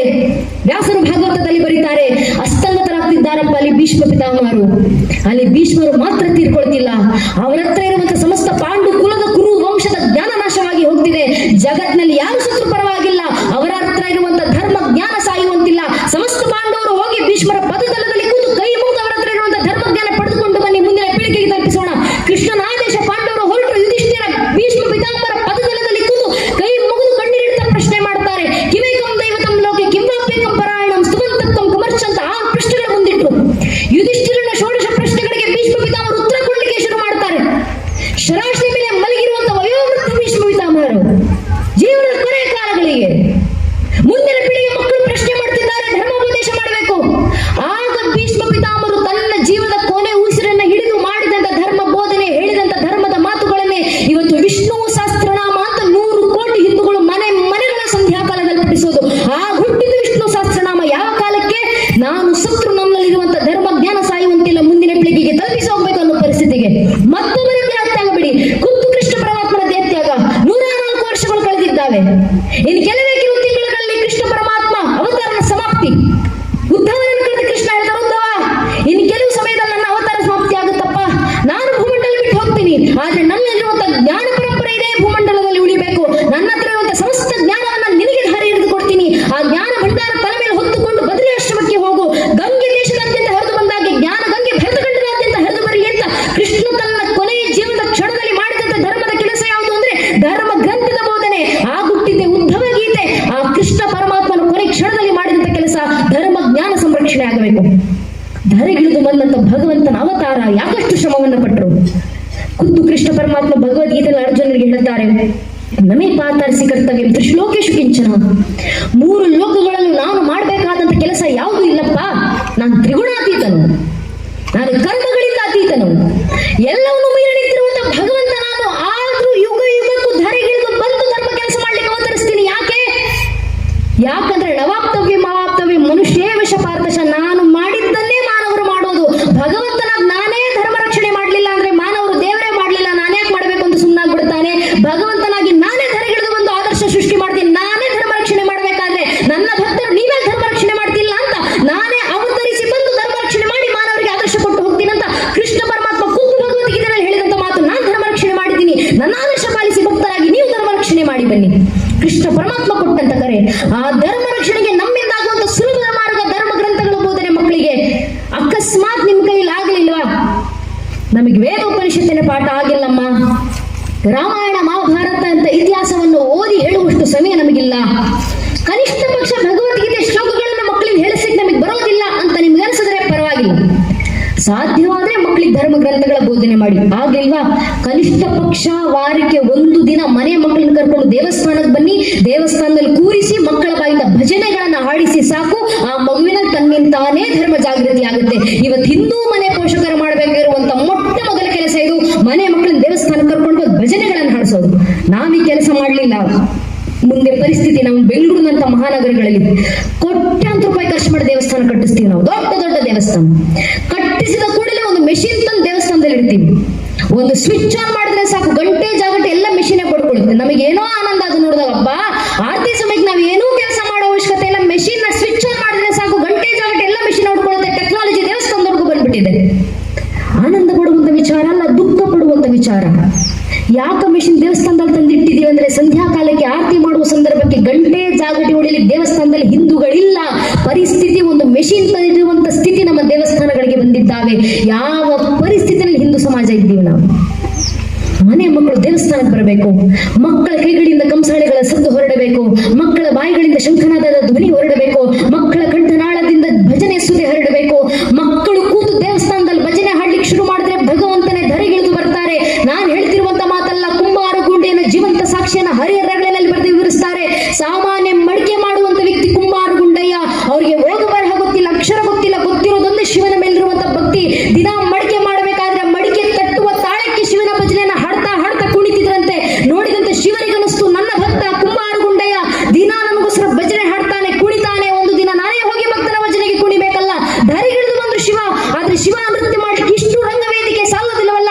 ಶಿವ ತಾನೇ ರಂಗವೇದಿಕೆಯನ್ನು ಸೃಷ್ಟಿಸಿಕೊಳ್ತಾರೆ. ತನ್ನ ಒಂದು ಕಾಲಿನಿಂದ ಪಾತಾಳ ತುಳಿದು ಮತ್ತೊಂದು ಕಾಲಿನಿಂದ ಬ್ರಹ್ಮಾಂಡವನ್ನೆತ್ತಿ ಅಖಂಡವಾದಂತೆ ವಿರಾಟ ಸ್ವರೂಪ ರಂಗವೇದಿಕೆ ಸೃಷ್ಟಿಸಿ ತಾನೇ ನಿರ್ಮಿಸಿದಂತ ರಂಗಭೂಮಿನಲ್ಲಿ ತನ್ನದೇ ಭಕ್ತ ಹಾಡಿದ ಭಜನೆಗೆ ಶಿವನೇ ನೃತ್ಯ ಮಾಡ್ಲಿಕ್ಕೆ ಶುರು ಮಾಡಿದ್ರು. ಹೇಗಿತ್ತು ಆ ಶಿವನ ತಾಂಡವ? ಕುಂಬಾರ ಗುಂಡನ ರಗಳೆ ಅಂತ ಹರಿಹರಗಳೇ ಬರೆದು ವಿವರಿಸ್ತಾರೆ. ದಶಭುಜಮಾಂ ದಿಕ್ತಡದೊಳ ಪಸರಿಸಿ ಎಸೆವ ಕರಂಗಳ ನೆತ್ತಲ್ ನೇಮಿಸಿ ಒಂದು ಪದಂ ಪಾತಾಳವನ್ನೊತ್ತಿ ಒಂದು ಪದಂ ಬ್ರಹ್ಮಾಂಡವನೆತ್ತಿ ಜಡಗಳ ಬೆಂಬಿಳಿ ಬಿಡಿದಾಡುತ್ತಿರೆ ಮುಡಿಯೊಳು ಸುರುಳತೆ ತುಳುಕಾಡುತ್ತಿರೆ ಕಡು ಚಲ್ವಳಗಂ ಕುಣಿದಾಡುತ್ತಿರೆ ಬಿಸುಳುಗ ಡಮರುಗ ಡಂಡನ್ ಢಳಿನಳಿ ತಿಸುಳದೆ ಅರಿಯವ ತಾರಂ ತಿರ್ರನೆ ತಿರುಗುತ್ತಿರೆ ಹೈಗಳ್ಳೆಡೆ ಎತ್ತಲ್ ಕರಿಯ ತೊಲ್ಲವಂಬು ಹರಿಸಲ್ ಸರಶ ಭವನ ಶಿರಂಬ ಬಿಡುತ್ತಿರೆ ಸುರರ ಶಿರೋಮಾಲೆಗಳು ನೂತ್ತಿರೆ ವಂಕೆಜ್ಜಗಳ ರವಂಗಲು ಹೊಲುಕೆನೆ ತೊಂಗಳ ಗಂಟೆ ಡನಂಡನ್ ಹಿಡಿರನೆ ಆಡಿದ ನಾಡಿದ ನಾಡಿದ ನಾಡಿದ ನಾಡಿದ ನಾಡಿದ ನಾವು ಹಾ ಶಂಕರ ಆಡಿದ ನಾ ಗುಂಡನ ಮುಂಡೀಶ್ವರ ಅಂತ ಹರಿಯರು ಕುಂಬಾರ ಗುಂಡಿನ ರಗಳನ್ನ ಬರೆದು ವಿವರಿಸ್ತಾರಲ್ಲ, ಅದು ಭಕ್ತ ಹಾಡುವ ಭಜನೆಗಿರುವ ಸಾಮರ್ಥ್ಯ. ಮನಸ್ಸು ಮಾಡಿದ್ರೆ ಭಗವಂತನಲ್ಲಿ ಧರೆಗಿಳಿಸಿ ತನ್ನ ನೃತ್ಯ ಮಾಡಿಸಬಲ್ಲದು. ಅಂತಹ ಭಜನೆಗಳು ಮಕ್ಕಳ ಬಾಯಿಗಳಿಂದ ಬರಬೇಕು. ಮಕ್ಕಳಲ್ಲಿ ಆ ಧರ್ಮದ ಜ್ಞಾನ ಹೊರಡಬೇಕು. ಆದ್ರೆ ನಮ್ಮ ದೌರ್ಭಾಗ್ಯ, ಯಾವ ಹಿಂದೂ ಮನೆಗಳ ಸಂಧ್ಯಾಕಾಲ ಆದ ಕೂಡಲೇ ಭಜನೆ ಸುದೆ ಕೇಳಿ ಬರಬೇಕಿತ್ತು. ಯಾವ ಹಿಂದೂ ಮನೆಗಳ ಸಂಧ್ಯಾಕಾಲ ಆದ ಕೂಡಲೇ ಮಕ್ಕಳು ತುಳಸಿ ಕಟ್ಟೆ ಪೂಜೆ ಮಾಡಿಕೊಂಡು ಬಂದು ದೇವರ ಕೋಣೆಯಲ್ಲಿ ಕೂತು ಧರ್ಮ ಗ್ರಂಥಗಳನ್ನು ಓದಬೇಕಿತ್ತು. ಅಂತ ಹಿಂದೂ ಮನೆಗಳಲ್ಲಿ ಇವತ್ತು ಧರ್ಮದ ಆಚರಣೆ ಬಿಡಿ. ಕನಿಷ್ಠ ಪಕ್ಷ ಶಾಸ್ತ್ರಾಕಾರ ಮಾತು ಧಾರಿಯಂತೆ ಇತಿ ಧರ್ಮ ಯಾವುದು ಧರಿಸಲ್ಪಡುತ್ತೋ ಅದು ಧರ್ಮ. ನಾವು ಧರ್ಮ ಧರಿಸೋದಲ್ಲ, ಕನಿಷ್ಠ ಪಕ್ಷ ಅಂದ್ರೆ ಧಾರ್ಮಿಕ ಸಂಕೇತ ಧರಿಸೋದು ಮರೆತು ಹೋಗಿದ್ದೀವಿ. ಬೇರೆಲ್ಲೂ ಬೇಡ. ಈ ಕ್ಷಣ ಸೇರಿರೋದು ಧಾರ್ಮಿಕ ಸಭಾ ಕಾರ್ಯಕ್ರಮದಲ್ಲಿ. ನಮ್ಮ ಉತ್ಸವದ ಆಚರಣೆ ನಮ್ಮ ಯಾವ ಪೂರ್ವಿಕರ ಯಾವ ಜನ್ಮದ ಪುಣ್ಯದ ಸುಕೃತ ಪ್ರತಿಫಲ ನಮಗೆ ದೊರಕಿದೆಯೋ ಗೊತ್ತಿಲ್ಲ. ನಾವೆಲ್ಲ ಹಿಂದೂ ಅಂತ ಒಂದು ಬಂದು ಸೇರಿದ್ದೀವಿ. ಧರ್ಮ ಸಭೆಯಲ್ಲಿ ಬಂದು ಕೂತಾಗ ಸ್ವಲ್ಪ ಅಕ್ಕಪಕ್ಕ ಸುತ್ತಮುತ್ತ ಕಣ್ಣಾಡಿಸಿ ನೋಡಿ. ನಿಮ್ಮ ಅಕ್ಕಪಕ್ಕದಲ್ಲಿ ಹಿರಿಯರು ಇರ್ತಾರೆ, ಸುತ್ತಮುತ್ತ ವೃದ್ಧರು ಕೂತಿರ್ತಾರೆ. ಆ ಹಿರಿಯರ ಹಣೆ ಸ್ವಲ್ಪ ಗಮನಿಸಿ. ಅವ್ರ ಹಣೆ ತುಂಬ ವಿಭೂತಿ ಬೆಳೆದಿರ್ತಾರೆ, ಹಣೆ ಕುಂಕುಮ ಹಚ್ಚಿರ್ತಾರೆ. ಗಂಧ ಚಂದನ ತಿಲಕ ಭಂಡಾರ ಯಾವುದೋ ಒಂದು ಪರಂಪರೆಗನುಸಾರವಾಗಿ ಒಂದಲ್ಲ ಒಂದು ಧಾರ್ಮಿಕ ಸಂಕೇತ ಹಣೆಗೆ ಧರಿಸಿಯೇ ಬಂದಿರ್ತಾರೆ, ವಿಶೇಷತಃ ನಮ್ಮ ತಾಯಿಂದಿರು. ಆದರೆ ಈ ಕ್ಷಣ ಸ್ವಲ್ಪ ನನ್ನ ವಯಸ್ಸಿನ ನನ್ನ ಪೀಳಿಗೆ ಮಕ್ಕಳ ಹಣೆಗಳನ್ನು ಗಮನಿಸಿ ನೋಡಿ. ಎಷ್ಟು ಜನ ನನ್ನ ತಲೆಮಾರಿನ ಮಕ್ಕಳು ಹಣೆಗೆ ಧಾರ್ಮಿಕ ಸಂಕೇತ ಧರಿಸಿ ಬಂದಿದ್ದಾರೆ. ವಿಶೇಷತಃ ನನ್ನ ವಯಸ್ಸಿನ ಹೆಣ್ಣು ಮಕ್ಕಳು. ನಮ್ಮ ಮನೆ ಹೆಣ್ಣು ಮಕ್ಕಳು ಹಣೆಗೆ ಕುಂಕುಮ ಇಡೋ ಪದ್ಧತಿಯನ್ನೇ ಮರೆತು ಹೋಗ್ತಿದ್ದಾರೆ. ಇವತ್ತು ಹಣೆ ಕುಂಕುಮವನ್ನು ಹಚ್ಚೋದಿಲ್ಲ. ಅಮ್ಮಮ್ಮ ಅಂದ್ರೆ ಒಂದು ಕಪ್ಪು ಚುಕ್ಕಿ ತಗೊಂಡು ಹಣೆಗೆ ಇಟ್ಕೊಳ್ತಾರೆ, ಸಣ್ಣ ಕಪ್ಪು ಕೊಟ್ಟು. ತಪ್ಪು ನಮ್ಮನೆ ಹೆಣ್ಣು ಮಕ್ಕಳದಲ್ಲವೇ ಅಲ್ಲ. ಏನಕ್ಕೆ ಹಣೆ ಕುಂಕುಮ ಇಡಬೇಕು ಅಂತ ಹೇಳ್ಕೊಡದೆ ಇರುವಂತ ಮನೆ ಪೋಷಕರ ತಪ್ಪು, ಮನೆ ಹಿರಿಯರ ತಪ್ಪು. ನಮ್ಮನೆ ಹೆಣ್ಣು ಮಕ್ಕಳಿಗೆ ಹೇಳ್ಕೊಡ್ಬೇಕು ನಾವು ಏನಕ್ಕಮ್ಮ ಹಣೆ ಕುಂಕುಮ ಇಡೋದು. ಕಾಟಾಚಾರಕ್ಕಲ್ಲ. ಮಾರ್ಕಂಡ ಋಷಿಮುನಿಗಳು ದೇವಿಯ ಭಾಗವತದಲ್ಲಿ ಬರೀತಾರೆ, ಶುಂಭ ನಿಶುಂಭ ಎಂಬ ಇಬ್ಬರು ರಾಕ್ಷಸರು ತಾಯಿ ಜಗನ್ಮಾತೆಯನ್ನು ಕೆಟ್ಟ ದೃಷ್ಟಿಯಿಂದ ನೋಡಿದಾಗ ತಾಯಿ ಜಗನ್ಮಾತೆ ಖುದ್ದು ಕ್ರೋಧಿತರಾಗಿ ಶಾಂಭವಿ ಅವತಾರಣ ತಾಳಿ ನಿಂತು ಶುಂಭ ನಿಶುಂಭರ ಸಂಹಾರವನ್ನ ಮಾಡಿ ಆ ರಾಕ್ಷಸ ರಕ್ತವನ್ನು ತೆಗೆದುಕೊಂಡು ತಾಯಿ ಜಗನ್ಮಾತೆ ತನ್ನ ಹಣೆಗೆ ಹಚ್ಕೊಂಡ್ರಂತೆ. ಅದರ ಸಂಕೇತವಾಗಿ ನಮ್ಮನೆ ಹೆಣ್ಮಕ್ಳು ಇವತ್ತಿಗೂ ಹಣೆ ಕುಂಕುಮ ಇಡ್ತಾರೆ. ಯಾಕೆ? ಎದುರಿಗೆ ಬರುವಂತ ಪುರುಷರಿಗೆ ಎಚ್ಚರಿಕೆಯನ್ನ ನೀಡಲಿಕ್ಕೆ. ಒಂದು, ನಿನ್ನನ್ನ ತಾಯಿ ಸ್ಥಾನದಲ್ಲಿ ಜಗನ್ಮಾತೆ ಸ್ಥಾನದಲ್ಲಿ ಇಟ್ಟು ಆರಾಧಿಸು, ಗೌರವಿಸು. ಅಕಸ್ಮಾತ್ ಕೆಟ್ಟ ದೃಷ್ಟಿಯಿಂದ ನೋಡಿದ್ರೆ ಶುಂಭರಿ ಶುಂಭರಿಗೆ ಬಂದ ಪರಿಸ್ಥಿತಿ ನಿನಗೂ ಬರೋದು ಅಂತ ಎಚ್ಚರಿಕೆ ಗಂಟೆ ಕೊಡ್ಲಿಕ್ಕೆ ಹಿಂದೂ ಧರ್ಮದ ಒಬ್ಬೊಬ್ಬ ಹಿಂದೂ ಹೆಣ್ಮಗಳು ಜೀವಂತ ದುರ್ಗಿನಂತೆ ಹಣೆಗೆ ಕುಂಕುಮ ಓಡಾಡಬೇಕಂತ ಹಿರಿಯರು ಹಾಕಿಕೊಟ್ಟದ ಪದ್ಧತಿ, ಪರಂಪರೆ. ಮನೆ ಹೆಣ್ಣುಮಕ್ಕಳು ಮಾತ್ರ ಅಲ್ಲ, ಹೆಣ್ಣು ಮಕ್ಕಳಾಗ್ಲಿ ಗಂಡು ಮಕ್ಕಳಾಗ್ಲಿ ಹಿಂದೂ ಧರ್ಮದಲ್ಲಿ ಹುಟ್ಟಿರುವಂತ ಪ್ರತಿಯೊಬ್ಬ ಹಿಂದೂ ಖಡಾಖಂಡಿತವಾಗಿ ಒಂದಲ್ಲ ಒಂದು ಧಾರ್ಮಿಕ ಸಂಕೇತ ಹಣೆಗೆ ಧರಿಸಿರಲೇಬೇಕು. ಯಾಕಂದ್ರೆ ಅದು ನಮ್ಮ ಜೀವಂತಿಕೆ ಕವಿಗಳು ಹೇಳ್ತಾರಲ್ಲ, ಏ देखो राजपूताना नाज से तलवारों पे, इसने अपने जीवन काटा भर्जी तीर कटारों पे, कूद पड़ी थी हजारों पद्मिनी अंगारों पे, इस मिट्टी का कण कण गहरा कुर्बानी की गाथा, इस मिट्टी से तिलक करो ये धरती है बलिदानों की. ಅರ್ಥಾತ್ ನಮ್ಮ ಮೇಲಾದಂತ ಸಾವಿರಾರು ವರ್ಷಗಳ ದಾಳಿಗಳ ನಂತರವೂ, ನೂರಾರು ಜನಾಂಗಗಳ ಆಕ್ರಮಣಗಳ ನಂತರವೂ, ಅಸಂಖ್ಯ ಕಷ್ಟ ನಷ್ಟಗಳ ನಡುವೆಯೂ ಇವತ್ತಿಗೂ ತಲೆ ಎತ್ತಿ ತನುವೆತ್ತಿ ನಿಂತಿರುವಂತ, ಮೃತ್ಯುವನ್ನು ಮಣಿಸಿ ಬದುಕಿರುವಂತ ಮೃತ್ಯುಂಜಯ ಸನಾತನ ಹಿಂದೂ ಧರ್ಮದ ಜೀವಂತಿಕೆ ಸ್ವರೂಪವಾಗಿ ನಾನೊಬ್ಬ ಹಿಂದೂ ಇವತ್ತಿಗೂ ಜಗತ್ತಲ್ಲಿ ಬದುಕಿದ್ದೀನಿ ಅಂತ ಮನುಕುಲದ ಮುಂದೆ ಸಾರಿ ಸಾರಿ ಹೇಳಿಕೊಳ್ಳಿಕ್ಕಿರುವಂತ ಒಂದು ಜೀವಂತಿಕೆ, ಸ್ವಾಭಿಮಾನದ ಸಂಕೇತ, ಹಣೆಗೆ ಧರಿಸುವಂತ ಧಾರ್ಮಿಕ ಸಂಕೇತ. ಹಿಂದೂ ಧರ್ಮದಲ್ಲಿ ಹುಟ್ಟಿ ನನ್ನ ಧಾರ್ಮಿಕ ಸಂಕೇತ ನಾನು ಹಣೆಗೆ ಧರಿಸ್ತಿಲ್ಲ, ಇನ್ಯಾರು ಧರಿಸ್ಕೊಂಡು ಓಡಾಡ್ತಾರೆ? ಹಿಂದೂ ಧರ್ಮದಲ್ಲಿ ಹುಟ್ಟಿ ನಾನೊಬ್ಬ ಹಿಂದೂ ಅಂತ ಹೇಳಿ ನನ್ನ ಧಾರ್ಮಿಕ ಸಂಕೇತ ನಾನು ಧರಿಸಲಿಲ್ಲ, ಇನ್ಯಾರು ಧರಿಸ್ತಾರೆ? ಹಿಂದೂ ಧರ್ಮದಲ್ಲಿ ಹುಟ್ಟಿ ನನ್ನ ದೇವಸ್ಥಾನಗಳಿಗೆ ನಾನು ಬರಲಿಲ್ಲ, ಇನ್ಯಾರು ಬರ್ತಾರೆ? ಹಿಂದೂ ದೇವಸ್ಥಾನದಲ್ಲಿ ಹುಟ್ಟಿ ನನ್ನ ಮಠ ಮಂದಿರಗಳಿಗೆ ನಾನು ಹೋಗ್ಲಿಲ್ಲ, ಇನ್ಯಾರು ಹೋಗ್ತಾರೆ? ಹಿಂದೂ ಧರ್ಮದಲ್ಲಿ ಹುಟ್ಟಿ ನನ್ನ ಭಜನೆಗಳನ್ನ ನಾನು ಹಾಡಲಿಲ್ಲ, ಇನ್ಯಾರು ಹಾಡ್ತಾರೆ? ಹಿಂದೂ ಧರ್ಮದಲ್ಲಿ ಹುಟ್ಟಿ ನನ್ನ ಗ್ರಂಥಗಳನ್ನ ನಾನು ಅಧ್ಯಯನ ಮಾಡಲಿಲ್ಲ, ಇನ್ಯಾರು ಅಧ್ಯಯನ ಮಾಡ್ತಾರೆ? ಹಿಂದೂ ಧರ್ಮದಲ್ಲಿ ಹುಟ್ಟಿ ನನ್ನ ಧರ್ಮದ ಜ್ಞಾನ ಪರಂಪರೆ ನಾನು ತಿಳ್ಕೊಳ್ಳಿಲ್ಲ, ಇನ್ಯಾರು ತಿಳ್ಕೊಳ್ತಾರೆ? ಹಿಂದೂ ಧರ್ಮದಲ್ಲಿ ಹುಟ್ಟಿ ನನ್ನ ಧರ್ಮ ಸಭೆಗೆ ನಾನು ಬಂದು ಭಾಗವಹಿಸಲಿಲ್ಲ, ಇನ್ಯಾರು ಬಂದು ಭಾಗವಹಿಸ್ತಾರೆ? ಹಿಂದೂ ಧರ್ಮದಲ್ಲಿ ಹುಟ್ಟಿ ನನ್ನ ಧರ್ಮದ ಕೆಲಸಕ್ಕೆ ನಾನು ಶ್ರಮ ಹಾಕಲಿಲ್ಲ, ಇನ್ಯಾರು ಶ್ರಮ ಹಾಕ್ತಾರೆ? ಹಿಂದೂ ಧರ್ಮದಲ್ಲಿ ಹುಟ್ಟಿ ನನ್ನ ಧರ್ಮದ ಕಾರ್ಯಕ್ಕೆ ನಾನು ಕೈ ಜೋಡಿಸಲಿಲ್ಲ, ಇನ್ಯಾರು ಕೈ ಜೋಡಿಸ್ತಾರೆ? ಹಿಂದೂ ಧರ್ಮದಲ್ಲಿ ಹುಟ್ಟಿ ನನ್ನ ಧಾರ್ಮಿಕ ಕ್ಷೇತ್ರಗಳ ಪರವಾಗಿ ನಾನು ನಿಂತ್ಕೊಳ್ಳಿಲ್ಲ, ಇನ್ಯಾರು ನಿಲ್ತಾರೆ? ಹಿಂದೂ ಧರ್ಮದಲ್ಲಿ ಹುಟ್ಟಿ ನನ್ನ ಅವಿಚ್ಛಿನ್ನ ಗುರು ಪರಂಪರೆಗೆ ನಾನು ಋಣಿಯಾಗಲಿಲ್ಲ, ಇನ್ಯಾರು ಋಣಿಯಾಗಿ ನಿಲ್ತಾರೆ? ಹಿಂದೂ ಧರ್ಮದಲ್ಲಿ ಹುಟ್ಟಿ ನನ್ನ ಹಬ್ಬ ಹರಿದಿನಗಳನ್ನ ನಾನು ಆಚರಿಸಲಿಲ್ಲ, ಇನ್ಯಾರು ಆಚರಿಸ್ತಾರೆ? ಹಿಂದೂ ಧರ್ಮದಲ್ಲಿ ಹುಟ್ಟಿ ನನ್ನ ಸಂಭ್ರಮಗಳನ್ನ ನಾನು ಸಂಭ್ರಮಿಸಲಿಲ್ಲ, ಇನ್ಯಾರು ಸಂಭ್ರಮಿಸ್ತಾರೆ? ಹಿಂದೂ ಧರ್ಮದಲ್ಲಿ ಹುಟ್ಟಿ ನನ್ನ ಉತ್ಸವಗಳಲ್ಲಿ ನಾನು ಭಾಗಿಯಾಗಲಿಲ್ಲ, ಇನ್ಯಾರು ಭಾಗವಹಿಸ್ತಾರೆ? ಹಿಂದೂ ಧರ್ಮದಲ್ಲಿ ಹುಟ್ಟಿ ನನ್ನ ಧರ್ಮ ಸಂಸ್ಕಾರ ನನ್ನ ಮನೆ ಮಕ್ಕಳಿಗೆ ನಾನು ಕೊಡಲಿಲ್ಲ, ಇನ್ಯಾರು ಕೊಡ್ತಾರೆ? ಹಿಂದೂ ಧರ್ಮದಲ್ಲಿ ಹುಟ್ಟಿ ನನ್ನ ಸಂಸ್ಕೃತಿ ನಾನು ಉಳಿಸಲಿಲ್ಲ, ಇನ್ಯಾರು ಉಳಿಸ್ತಾರೆ? ಹಿಂದೂ ಧರ್ಮದಲ್ಲಿ ಹುಟ್ಟಿ ನನ್ನ ಸಂಸ್ಕಾರ ನಾನು ಬೆಳೆಸಲಿಲ್ಲ, ಇನ್ಯಾರು ಬೆಳೆಸ್ತಾರೆ? ಹಿಂದೂ ಧರ್ಮದಲ್ಲಿ ಹುಟ್ಟಿ ನನ್ನ ಪರಂಪರೆ ನಾನು ಪ್ರತಿಷ್ಠಾಪನೆ ಮಾಡಿ ಹೋಗಲಿಲ್ಲ, ಇನ್ಯಾರು ಪ್ರತಿಷ್ಠಾಪಿಸ್ತಾರೆ? ಹಿಂದೂ ಧರ್ಮದಲ್ಲಿ ಹುಟ್ಟಿ ನನ್ನ ಧರ್ಮದ ವಿರುದ್ಧವಾಗಿ ಪ್ರಶ್ನೆಗಳನ್ನೆದ್ದಾಗ ಉತ್ತರ ಕೊಡ್ಲಿಕ್ಕೆ ನಾನು ಸಮರ್ಥನಾಗಲಿಲ್ಲ, ಇನ್ಯಾರು ಸಮರ್ಥರಾಗ್ತಾರೆ? ಸ್ವಾಮಿ, ಹಿಂದೂ ಧರ್ಮದಲ್ಲಿ ಹಿಂದುವಾಗಿ ಹುಟ್ಟಿ ಹಿಂದೂ ಧರ್ಮ ರಕ್ಷಣೆಗೆ ನಾನು ನೀವುಗಳು ಮುಂದೆ ಬರ್ತಿಲ್ಲ, ಇನ್ಯಾರು ಮುಂದೆ ಬರ್ತಾರೆ? ಇನ್ಯಾರು ನಮ್ಮ ಪರಂಪರೆ ರಕ್ಷಣೆ ಮಾಡ್ತಾರೆ? ಇನ್ಯಾರು ನಮ್ಮ ಸಂಸ್ಕೃತಿಯನ್ನು ಉಳಿಸ್ತಾರೆ? ಇಲ್ಲಿ ಕೂತಿರುವಂತ ನನ್ನ ನಿಮ್ಮ ಜನ್ಮ ಸಿದ್ಧ ಜವಾಬ್ದಾರಿ ನಮ್ಮ ಪರಂಪರೆ ಉಳಿವು. ನಾವೇ ಜಾಗೃತರಾಗಬೇಕು, ನಾವೇ ಸಂಘಟಿತರಾಗಬೇಕು, ನಾವೇ ನಮ್ಮ ಪರಂಪರೆ ರಕ್ಷಣೆ ಮಾಡ್ಕೊಳ್ಬೇಕು. ಆದ್ರೆ ನಮ್ಮದೇ ಹಿಂದೂ ಪೋಷಕರ ಪ್ರಶ್ನೆ, ನಮ್ಮ ಮಕ್ಕಳಿಗೆ ಧರ್ಮ ಸಂಸ್ಕಾರ, ನಮ್ಮ ಮಕ್ಕಳಿಗೆ ಭಜನೆ, ನಮ್ಮ ಮಕ್ಕಳಿಗೆ ದೇವಸ್ಥಾನಕ್ಕೆ ಹೋಗಬೇಕು, ನಮ್ಮ ಮಕ್ಕಳಿಗೆ ಮಠ ಮಂದಿರಗಳು, ನಮ್ಮ ಮಕ್ಕಳನ್ನ ಕಾನ್ವೆಂಟ್ಗೆ ಕಳಿಸ್ತಿದ್ದೀವಿ. ನಮ್ಮದೇ ಕರ್ನಾಟಕದ ಬೆಳಗಾವಿ ಆಸ್ಪತ್ರೆಯಲ್ಲಿ ದುರಾದೃಷ್ಟವಶಾತ್ ವೃದ್ಧರೊಬ್ಬರು ತೀರ್ಕೊಂಡಿದ್ದಾಗ ಆಸ್ಪತ್ರೆಯವರೆಲ್ಲ ಆರಕ್ಷಕರಿಗೆ ಕರೆ ಮಾಡಿದ್ರು. ಆಸ್ಪತ್ರೆಗೆ ಅಡ್ಮಿಟ್ ಆದಂತ ವೃದ್ಧರು ತೀರ್ಕೊಂಡಿದ್ದಾರೆ ಸರ್, ನಮ್ಮ ಆಸ್ಪತ್ರೆಯಲ್ಲಿ ಇಷ್ಟು ದಿನಗಳನ್ನ ನೋಡ್ಕೊಂತಿದ್ದಂತ ಹುಡುಗ ಪರಾರಿಯಾಗಿದ್ದಾನೆ, ಫೋನ್ ಮಾಡಿದ್ರೆ ಫೋನ್ ಎತ್ತುತ್ತಾನೆ, ಏನ್ ಮಾಡಬೇಕು ಬಂದು ನೋಡಿ. ಆರಕ್ಷಕರನ್ನ ಆಸ್ಪತ್ರೆಗೆ ಧಾವಿಸಿ ಬಂದು ಆ ವೃದ್ಧರ ದಾಖಲೆಗಳು ಏನೇನಿದ್ದಾವೆ ಎಲ್ಲ ತೆಗೆಸಿದ್ರು. ಅವರ ವಿಳಾಸ ಉಟ್ಕೊಂಡು ಅಕ್ಕಪಕ್ಕದ ಮನೆಯವ್ರ ಹತ್ರ ನಿಂತು ಕೇಳಿದ್ರು, ನಿಮ್ಮ ಪಕ್ಕದ ಮನೆಯಲ್ಲಿದ್ದಂತ ವೃದ್ಧರಮ್ಮ ಆಸ್ಪತ್ರೆಗೆ ಅಡ್ಮಿಟ್ ಆದಂತವ್ರು ತೀರ್ಕೊಂಡಿದ್ದಾರೆ, ಅವರಿಗೆ ಮಕ್ಕಳು ಮೊಮ್ಮಕ್ಕಳು ನೆಂಟಸ್ಥರು ಕುಟುಂಬಸ್ಥರು ಬಂಧು ಬಾಂಧವರು ಸಂಬಂಧಿಕರು ಮನೆಯವರಂತನಾದ್ರೂ ಜಗತ್ನಲ್ಲಿ ಯಾರಾದ್ರೂ ಇದ್ರ? ಅಕ್ಕಪಕ್ಕದ ಮನೆಯವರು ಸಹಜವಾಗಿ ಉತ್ತರ ಕೊಟ್ಟರು, ಹೌದು ಸರ್, ಅವ್ರಿಗೆ ಇಬ್ರು ಮಕ್ಕಳಿದ್ದಾರೆ, ಒಬ್ಬ ಮಗ ಅಮೆರಿಕದಲ್ಲಿದ್ದಾನೆ, ಮತ್ತೊಬ್ಬ ಮಗಳು ಕೆನಡಾದಲ್ಲಿದ್ದಾಳೆ ಸರ್, ಇಬ್ರು ಮಕ್ಕಳು ವಿದೇಶ ಸರ್. ಇಬ್ರು ಮಕ್ಕಳು ಫೋನ್ ನಂಬರ್ ತಗೋಸ್ಕೊಂಡು ಪೊಲೀಸರು ಮಕ್ಕಳಿಗೆ ವಿಷಯ ತಲುಪಿಸ್ತಾರೆ. ಭಾರತದಲ್ಲಿದ್ದಂತ ನಿಮ್ಮ ತಂದೆ ಆಸ್ಪತ್ರೆಗೆ ಅಡ್ಮಿಟ್ ಆದವರು ದುರದೃಷ್ಟವಶಾತ್ ತೀರ್ಕೊಂಡಿದ್ದಾರೆ ನಮ್ಮ ಆಸ್ಪತ್ರೆಯಲ್ಲೇ, ದಯವಿಟ್ಟು ವಾಪಸ್ ಭಾರತಕ್ಕೆ ಬನ್ನಿ, ನಿಮ್ ತಂದೆ ಅಂತ್ಯ ಸಂಸ್ಕಾರ ಮುಗಿಸ್ಕೊಂಡು ಹೋಗಿ. ಮಗ ಅಮೆರಿಕ, ಮಗಳು ಕೆನಡಾ, ಇಬ್ಬರು ಮಕ್ಕಳು ಫೋನ್ ನಲ್ಲಿ ಪೊಲೀಸರಿಗೆ ವಾಪಸ್ ಉತ್ತರ ಕೊಡ್ತಾರೆ, ವಿದೇಶದಿಂದ ಭಾರತಕ್ಕೆ ಬರೋಷ್ಟು ಪುರ್ಸೊತ್ ನಮಗಿಲ್ಲ, ನಮ್ಮ ಅಪ್ಪನ ಶವ ತಗೊಂಡು ಎಲ್ಲಾದ್ರೂ ಬಿಸಾಡಿ ಅಂತ. ಕೊನೆಗೆ ಮಕ್ಕಳು ಬರಲಿಲ್ಲ, ಮೊಮ್ಮಕ್ಕಳು ಬರಲಿಲ್ಲ, ಅಲ್ಲಿನ ಖುದ್ದು PSI ಅವರ ಜೊತೆಗೆ ಡಿಪಾರ್ಟ್ಮೆಂಟ್ ಅವರ ನಿಂತು ಅವರ ಅಂತಿಮ ಸಂಸ್ಕಾರ ಮಾಡಬೇಕಾದ ಪರಿಸ್ಥಿತಿ ಬಂತು. ಯಾಕಿಂತ ಘಟನೆಗಳು ಸಮಾಜದಲ್ಲಿ ಘಟಿಸುತ್ತಿದ್ದಾವೆ, ಯಾಕಿಂತ ಸಂದರ್ಭಗಳು ಜಗತ್ತಿನಲ್ಲಿ ನಿರ್ಮಾಣ ಆಗ್ತಿದ್ದಾವೆ? ಒಂದೇ ಒಂದು ಕಾರಣ, ಮನೆಯಲ್ಲಿ ಸಂಸ್ಕಾರದ ಕೊರತೆ. ಅದೇ ಮನೆ ಮಕ್ಕಳಿಗೆ ಶಾಲೆ ಶಿಕ್ಷಣದ ಜೊತೆಗೆ 5ನೇ ತರಗತಿಯಿಂದ ರಾಮಾಯಣ, 10ನೇ ತರಗತಿಯಿಂದ ಮಹಾಭಾರತ, 12ನೇ ತರಗತಿಯಿಂದ ಭಾಗವತ, ಇಡೀ ಜೀವನಕ್ಕೆ ಬೇಕಾದಷ್ಟು ದಾಸರ ಕೀರ್ತನೆಗಳು, ಭಜನೆಗಳು, ಭಗವದ್ಗೀತೆ ಶ್ಲೋಕ, ವೇದ ಮಂತ್ರಗಳನ್ನ ಮಕ್ಕಳ ಬಾಯಿಂದ ಹೇಳಿಸಿ ಬೆಳೆಸಿ ಸಾಕು. ಆ ಮಕ್ಕಳು ತಮ್ಮ ಕೊನೆ ಉಸಿರಿರುವವರೆಗೂ ನಿಮ್ಮನ್ನ ಅಂದ್ರೆ ತಂದೆ ತಾಯಿಂದ್ರನ್ನ ದೇವರ ಸ್ಥಾನದಲ್ಲಿಟ್ಟು ನಿಮ್ಮ ಪಾದ ಪೂಜೆ ಮಾಡ್ಸಾಕೊಳ್ತಾರೆ. ನನ್ನ ಧರ್ಮ ಮಕ್ಕಳಿಗೆ ಹೇಳ್ಕೊಡುತ್ತೆ, ಮಾತೃ ದೇವೋಭವ ಪಿತೃ ದೇವೋಭವ ಅನ್ನೋ ಸಂಸ್ಕಾರ. ಆ ಕನಿಷ್ಠ ಸ್ವಾರ್ಥ ಕಾರಣಕ್ಕೋಸ್ಕರ ಮಕ್ಕಳಿಗೆ ಧರ್ಮ ಸಂಸ್ಕಾರ ಕೊಡುವಂತ ಕೆಲಸ ಮನೆ ಪೋಷಕರು ಮಾಡುವಂತ ಅವಶ್ಯಕತೆ ಇದೆ. ಈಗ ಹಿಂದೂ ಸಮಾಜ ಅಲ್ಲ, ನಮ್ಮ ಮಕ್ಕಳಿಗೆ ಶಿಕ್ಷಣ ಕೊಡಿಸಿದೀವಿ ಸಾಕು, ನಮ್ಮ ಮಕ್ಕಳಿಗೆ ಆಸ್ತಿ ಅಂತಸ್ತು ಮಾಡಿಟ್ಟಿದೀವಿ ಸಾಕು, ಶಿಕ್ಷಣ ಹಣ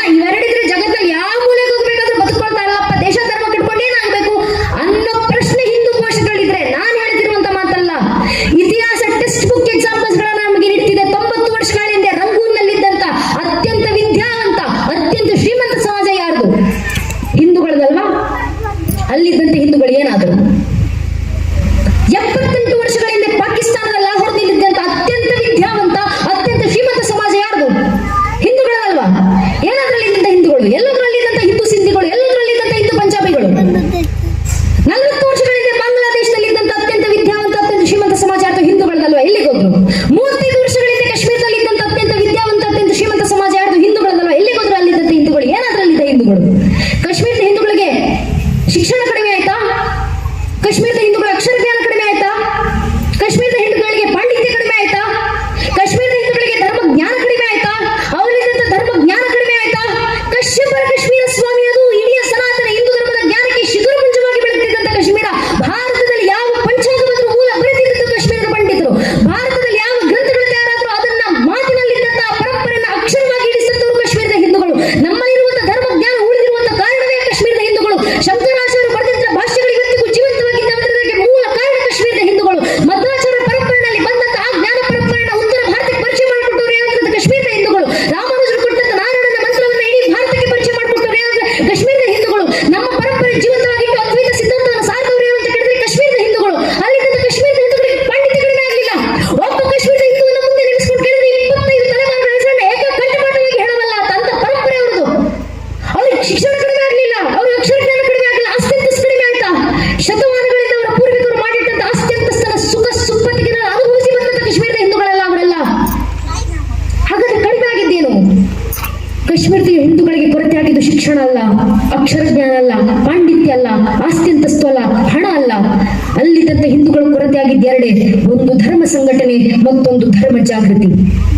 ಈ ಎರಡರ ಕೊರತೆ ಆದದ್ರಿಂದ ಕಾಶ್ಮೀರದ ಹಿಂದೂಗಳ ಪರಿಸ್ಥಿತಿ ಇವತ್ತು ನಮ್ಮದೇ ದೇಶದಲ್ಲಿ ಏನಾಗಿದೆ ನಾವೇ ನೋಡ್ತಿದ್ದೀವಿ. ಇದೇ ಸ್ವಭಾವ. ಅಣ್ಣ ಅವರು ಹೇಳಿದ್ರಲ್ಲ, 90% ಇದ್ದೀವಿ, 80-90%. ಆದ್ರೆ ನಮ್ಮ ಜಾತಿಗೆ ಸೀಮಿತ, ನಮ್ಮ ಪಂಗಡಕ್ಕೆ ಸೀಮಿತ, ನಮ್ಮ ಮತಗಳಿಗೆ ಉಪಜಾತಿಗಳಿಗೆ ಸೀಮಿತ. ಕಾಶ್ಮೀರದಲ್ಲಾಗಿದೆ ಇದೇ ಪರಿಸ್ಥಿತಿ. ಅಲ್ಲಿ ಜಾಸ್ತಿ ಏನ್ ಜಾತಿ ಇರೋದಿಲ್ಲ ಹಿಂದೂಗಳದ್ದು. ಇದು 4 ಜಾತಿ ಹಿಂದೂಗಳು: ಜಾಟ್, ಮಾಹರ್, ಬೊಮ್ಮನ್, ಬನಿಯ. 4 ಜಾತಿ ಹಿಂದೂಗಳು. ಒಳಗಿಡುವ ಕಿತ್ತಾಟ ಯಾವ ರೀತಿ ಅಂದ್ರೆ ಜಾಟ್ ಹೇಳ್ಕೊಂಡು ತಿರುಗಾಡ್ತಿದ್ರು, ಮಾಹರ್ಗಿಂತ ದೊಡ್ಡ ಜಾತಿ ನಂದು. ಮಾರ್ ಹೇಳ್ಕೊಂಡು ತಿರುಗಾಡ್ತಿದ್ರು, ಬೊಮ್ಮನಿಗಿಂತ ದೊಡ್ಡ ಜಾತಿ ನಂದು. ಬೊಮ್ಮನ್ ಹೇಳ್ಕೊಂಡು ತಿರುಗಾಡ್ತಿದ್ರು, ಬನಿಯಾಗಿಂತ ದೊಡ್ಡ ಜಾತಿ ನಂದು. ಬನಿಯ ಹೇಳ್ಕೊಂಡು ತಿರುಗಾಡ್ತಿದ್ರು. ಇವರೆಲ್ಲರಿಗಿಂತ ಹೆಚ್ಚು ಜನಸಂಖ್ಯೆ ಇರೋದು ನಂದು.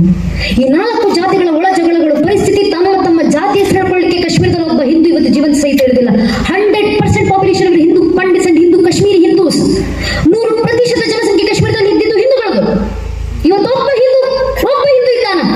ಅವರ ಪರಿಸ್ಥಿತಿ ಏನಾಗಿದೆ ದೇಶದಲ್ಲಿ? ಅದಕ್ಕೆ ಸಂಘಟನೆ ಹೇಳಿದ್ದು, ನಮ್ಮ ಜಾತಿ ಉಳಿಬೇಕಾದ್ರೆ ಮೊದಲು ಧರ್ಮ ಉಳಿಬೇಕು.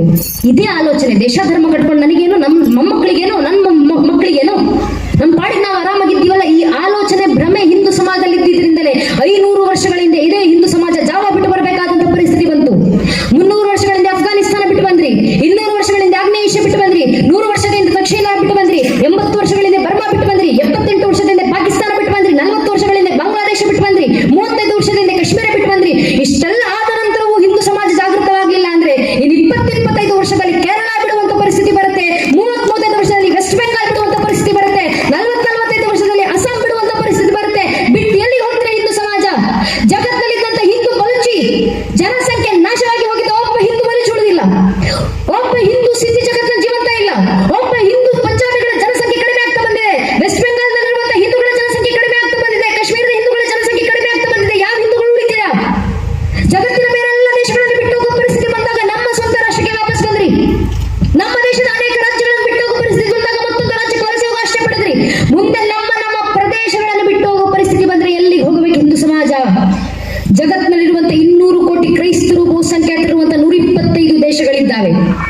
170 ಕೋಟಿ ಸುನ್ನಿಗಳು ಬಹುಸಂಖ್ಯಾತರಿರುವಂತಹ 60 ದೇಶಗಳಿದ್ದಾವೆ. 40 ಕೋಟಿ ಶಿಯಾಗಳು ಬಹುಸಂಖ್ಯಾತರಿರುವಂತಹ 4 ದೇಶಗಳಿದ್ದಾವೆ. 60 ಕೋಟಿ ಬೌದ್ಧರು ಬಹುಸಂಖ್ಯಾತರಿರುವಂತಹ 6 ದೇಶಗಳಿದ್ದಾವೆ. ಒಂದೇ 1 ಕೋಟಿ ಜನಸಂಖ್ಯೆ ಇರುವಂತಹ ಯಹೂದಿಗಳು ತಮ್ಮದೇ ಆದಂತಹ ಒಂದು ರಾಷ್ಟ್ರ ಇದೆ, ಇಸ್ರೇಲ್. ಆದ್ರೆ ಜಗತ್ತಿನಲ್ಲಿರುವಂತಹ 100 ಕೋಟಿ ಹಿಂದೂಗಳಿಗಿರೋದು ಒಂದೇ ಒಂದು ರಾಷ್ಟ್ರ, ಅದು ನನ್ನ ದೇಶ ಭಾರತ ಮಾತ್ರ. ಅರ್ಥಾತ್ ಭಾರತ ಬಿಟ್ಟು ನಮಗೆ ಬೇರೆ ನೆಲೆ ಇಲ್ಲ. ಇದನ್ನೇ ನಮ್ಮ ಪೂರ್ವಿಕರು ವೈದಿಕ ಕಾಲದಲ್ಲಿ ಬೃಹಸ್ಪತಿ ಆಗಮದಲ್ಲಿ ಬರೆದು ಹೇಳಿದ್ರು. ಹಿಮಾಲಯ ಸಮಾರಭ್ಯ ಯಾವದಿಂದು ಸರೋವರಂ ತಂ ದೇವ ನಿರ್ಮಿತ ದೇಶಂ ಹಿಂದೂಸ್ತಾನ ಪ್ರಚಕ್ಷತೆ. ಉತ್ತರದಲ್ಲಿ ಉತ್ತುಂಗ ಹಿಮಾಲಯ, ದಕ್ಷಿಣದಲ್ಲಿ ಅಗಾಧ ಶರದಿ, ಮೇಲೆ ಕಿರೀಟ ಪ್ರಾಯಮವಂತ ಕೆಳಗೆ ನೀವು ಸಿಂಧು ಜಲಸ್ಪರ್ಶ ತನ್ಮತ್ತೆ ಕಂಗೊಳಿಸುತ್ತಿರುವಂತ ರಾಷ್ಟ್ರ ಅದು ನಮ್ಮ ಭಾರತ ವರ್ಷ. ಇಡೀ ಜಗತ್ತಿನಲ್ಲಿ ಸನಾತನ ಹಿಂದೂ ಧರ್ಮದ ಉದ್ಧಾರ ಯಾವುದಾದ್ರೂ ಒಂದು ಮೂಲೆಯಿಂದ ಆದ್ರೆ ಅದು ದೇವ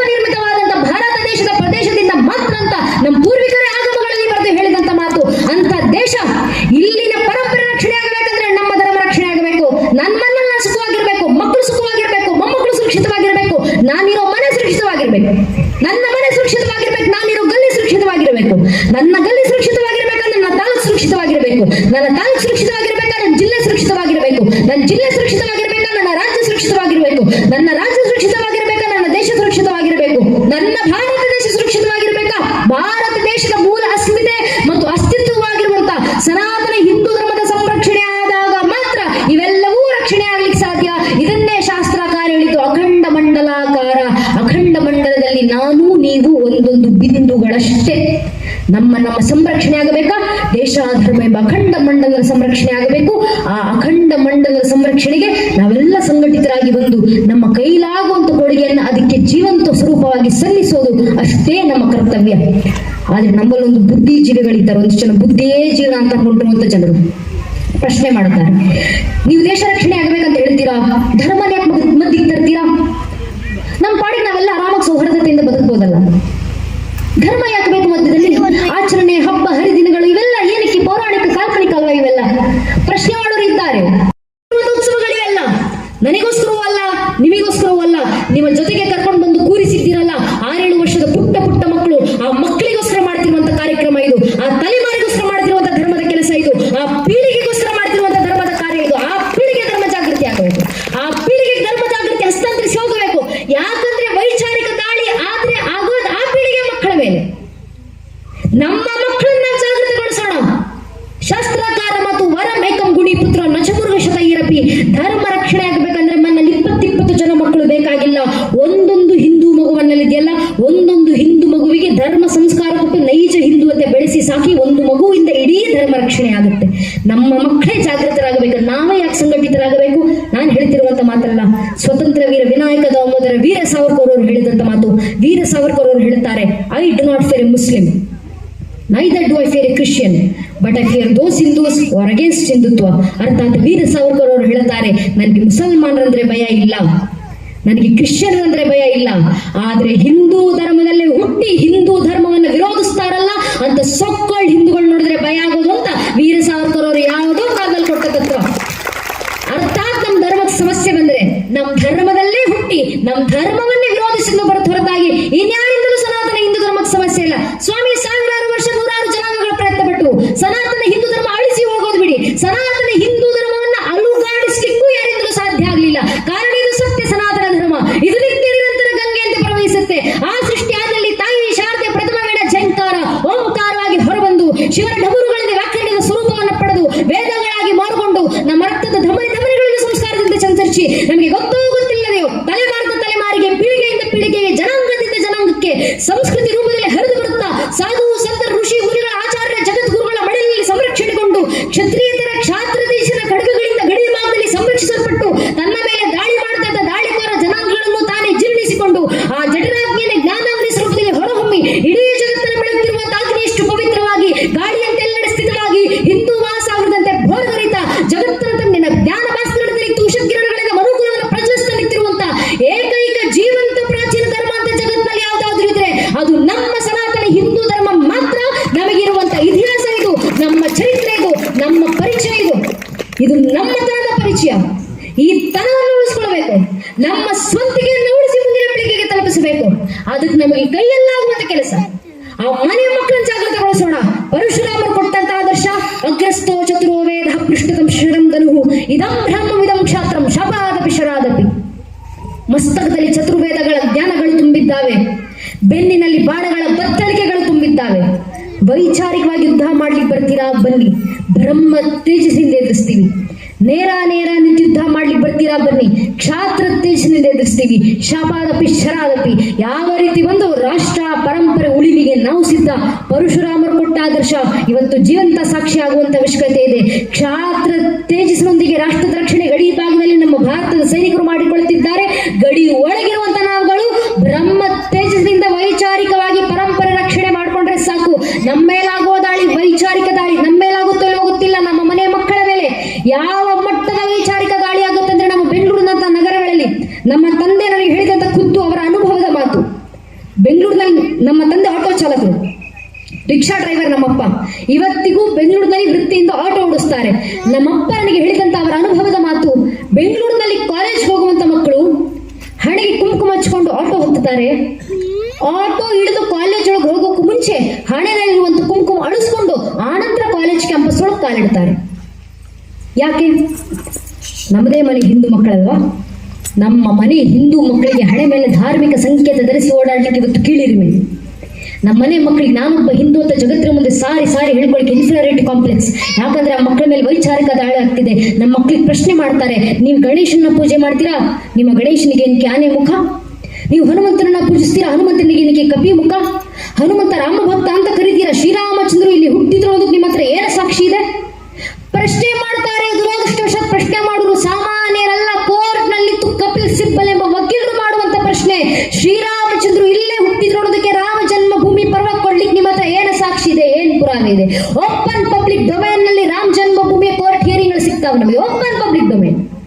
ಆ question Supreme Court of India during the judgment of Shriram Janmabhoomi case what gives us guarantee that this question might not come to our doors in the future days.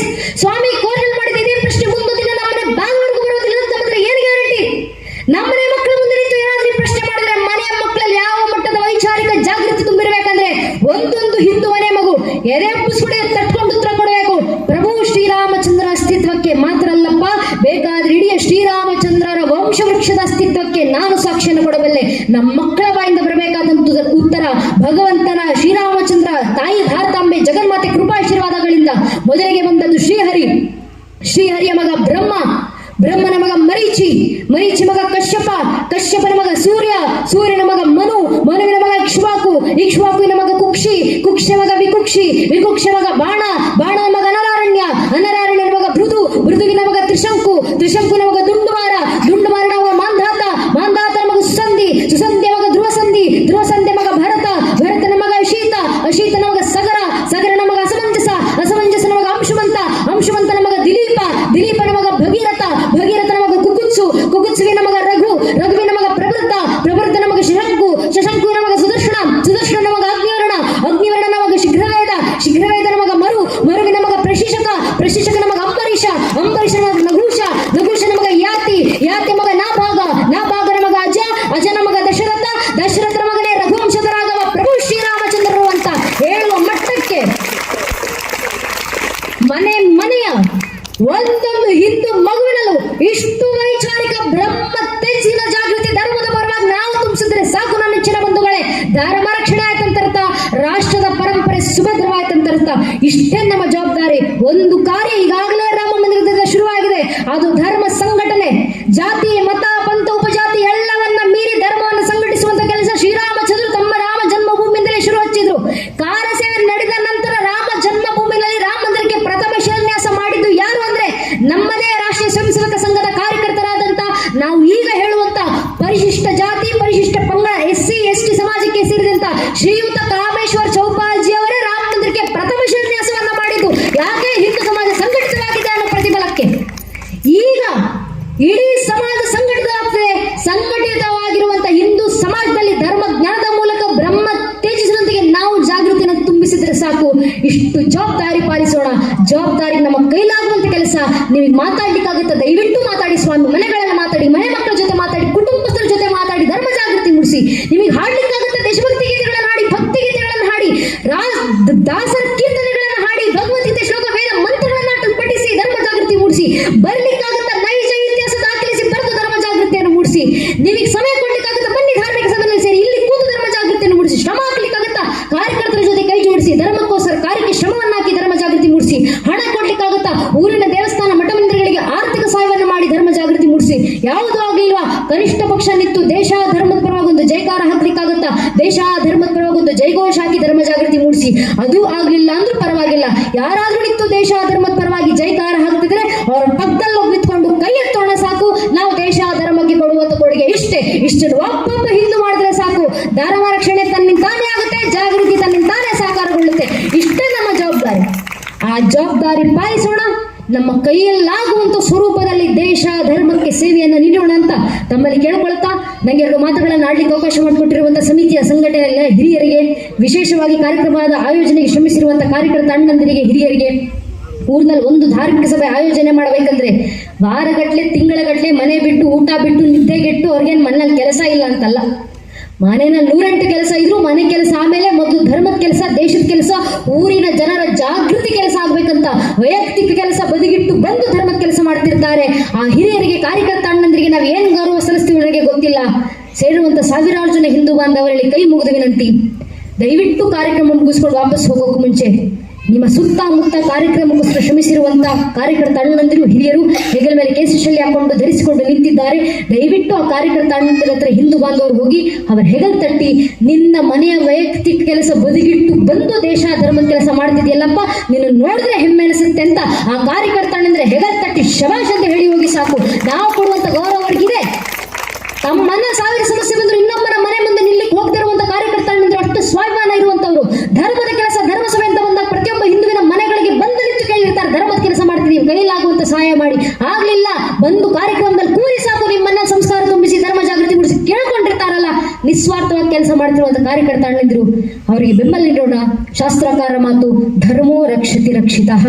ಆ ನಿಟ್ಟಿನಲ್ಲಿ ನಮ್ಮ ಧರ್ಮದ ಕೆಲಸ ಮಾಡ್ತಿರುವಂತ ಕಾರ್ಯಕರ್ತ ಅಣ್ಣಂದರಿಗೆ ನಾವೆಲ್ಲ ಬೆನ್ನೆಲುಬಾಗಿ ನಿಲ್ಲೋಣ ಅಂತ ಕೇಳ್ತಾ, ಕಾರ್ಯಕರ್ತ ಅಣ್ಣಂದರಿಗೆ ಶತ ನಮನಗಳನ್ನು ಸಲ್ಲಿಸ್ತಾ, ತಾವರದಷ್ಟಲ್ಲದೆ ಮನೆ ಮಕ್ಕಳನ್ನ ಕರ್ಕೊಂಡು ಬಂದು ಕಾರ್ಯಕ್ರಮದಲ್ಲಿ ಕುಟುಂಬ ಸಮೇತರಾಗಿ ಕೂತು ಧರ್ಮ ಜಾಗೃತಿ ಮೂಡಿಸ್ತಿರುವಂತ ನೆಚ್ಚಿನ ಮಾತಾ ಭಗಿನಿಯರಿಗೆ, ತಾಯಂದಿರಿಗೆ, ಕಾರ್ಯಕ್ರಮದಲ್ಲಿ ಸೇರುವಂತ ಗುರುವಾರ ಶಾರದಾ ವಾದನಕ್ಕೆ ಲಾಡಿಸಿದಂತೆ ಹೇಳಿಸಿದಂತ ಮಾತುಗಳನ್ನು ಕೇಳಿಸಿಕೊಂಡಂತ ಎಲ್ಲ ವಿದ್ವದ್ಗಣ್ಯರಿಗೆ, ಹಿರಿಯರಿಗೆ, ರಕ್ಷಕ ಬಂಧುಗಳಿಗೆ, ಪತ್ರಕರ್ತ ಬಾಂಧವರಿಗೆ, ತಮ್ಮೆಲ್ಲರ ಪಾದಗಳಿಗೆ ಮತ್ತೊಮ್ಮೆ ನಾನು ಹಣೆ ಹೆಚ್ಚು ನಮಸ್ಕರಿಸ್ತೇನೆ. ನನ್ನ ಹೆಚ್ಚಿನ ಬಂಧುಗಳೇ, ಎಲ್ಲರೊಮ್ಮೆ ಜೈಕಾರ ಹಾಕ್ಬಿಡೋಣ. ದಯವಿಟ್ಟು ನಿಮ್ಮ 2 ಕೈಗಳನ್ನ ಗಾಳಿಲ ತೂರ್ತ ಉಚ್ಚಿಕೊಂಡಿದ್ದ ನನ್ನ ಜೊತೆ ಒಂದು ಭಾರತ ಮಾತೆ ಜಯಘೋಷ ಹಾಕಿ, ಭಾರತ್ ಮಾತಾ ಕಿ ವಂದೇ, ಜೈ ಶ್ರೀರಾಮ್, ನಮಃ ಪಾರ್ವತಿ ಪತಯೇ, ಹರ ಹರ.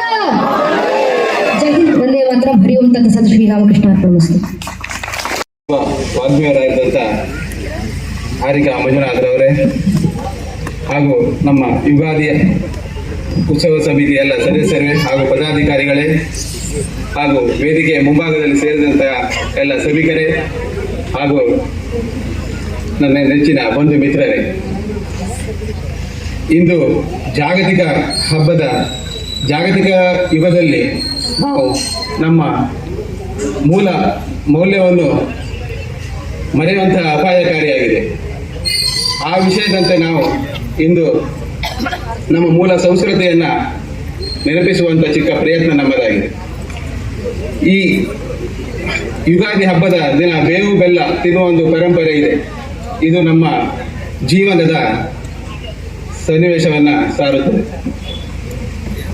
ಈ ಬೇವು ಬೆಲ್ಲ ಸಿಹಿ ಮತ್ತು ಕಹಿಯಾಗಿರುತ್ತದೆ. ಇದು ನಮ್ಮ ಜೀವನದಲ್ಲೇ ಸಿಹಿ ಕಹಿ ಎರಡನ್ನು ನಾವು ಸಮನಾಗಿ ನಮ್ಮ ಜೀವನದಲ್ಲಿ ಅಳವಡಿಸಿಕೊಳ್ಳಬೇಕಾಗುತ್ತದೆ. ಆದ್ದರಿಂದ ಹಬ್ಬದ ಆಚರಣೆ ಬಗ್ಗೆ ನಮ್ಮ ದಿಕ್ಸೂಚಿ ಭಾಷಣಕಾರರಾದಂತಹ ಹಾರಿಕಾ ಮಂಜುನಾಥರವರು ತುಂಬ ವಿಸ್ತಾರವಾಗಿ ಹೇಳಿದ್ದಾರೆ. ನಾನೇನು ಮತ್ತೆ ಇದ್ರ ಬಗ್ಗೆ ಹೇಳಬೇಕಂತಿಲ್ಲ. ಹಾಗೂ ಈ ಕಾರ್ಯಕ್ರಮಕ್ಕೆ ಯಶಸ್ವಿಗೆ ಸಹಕರಿಸಿದ ಎಲ್ಲ ನಮ್ಮ ಯುಗಾದಿ ಉತ್ಸವ ಸಮಿತಿಯ ಸದಸ್ಯರುಗಳೇ ಹಾಗೂ ಪದಾಧಿಕಾರಿಗಳೇ ನಾನು ವಂದಿಸುತ್ತೇನೆ.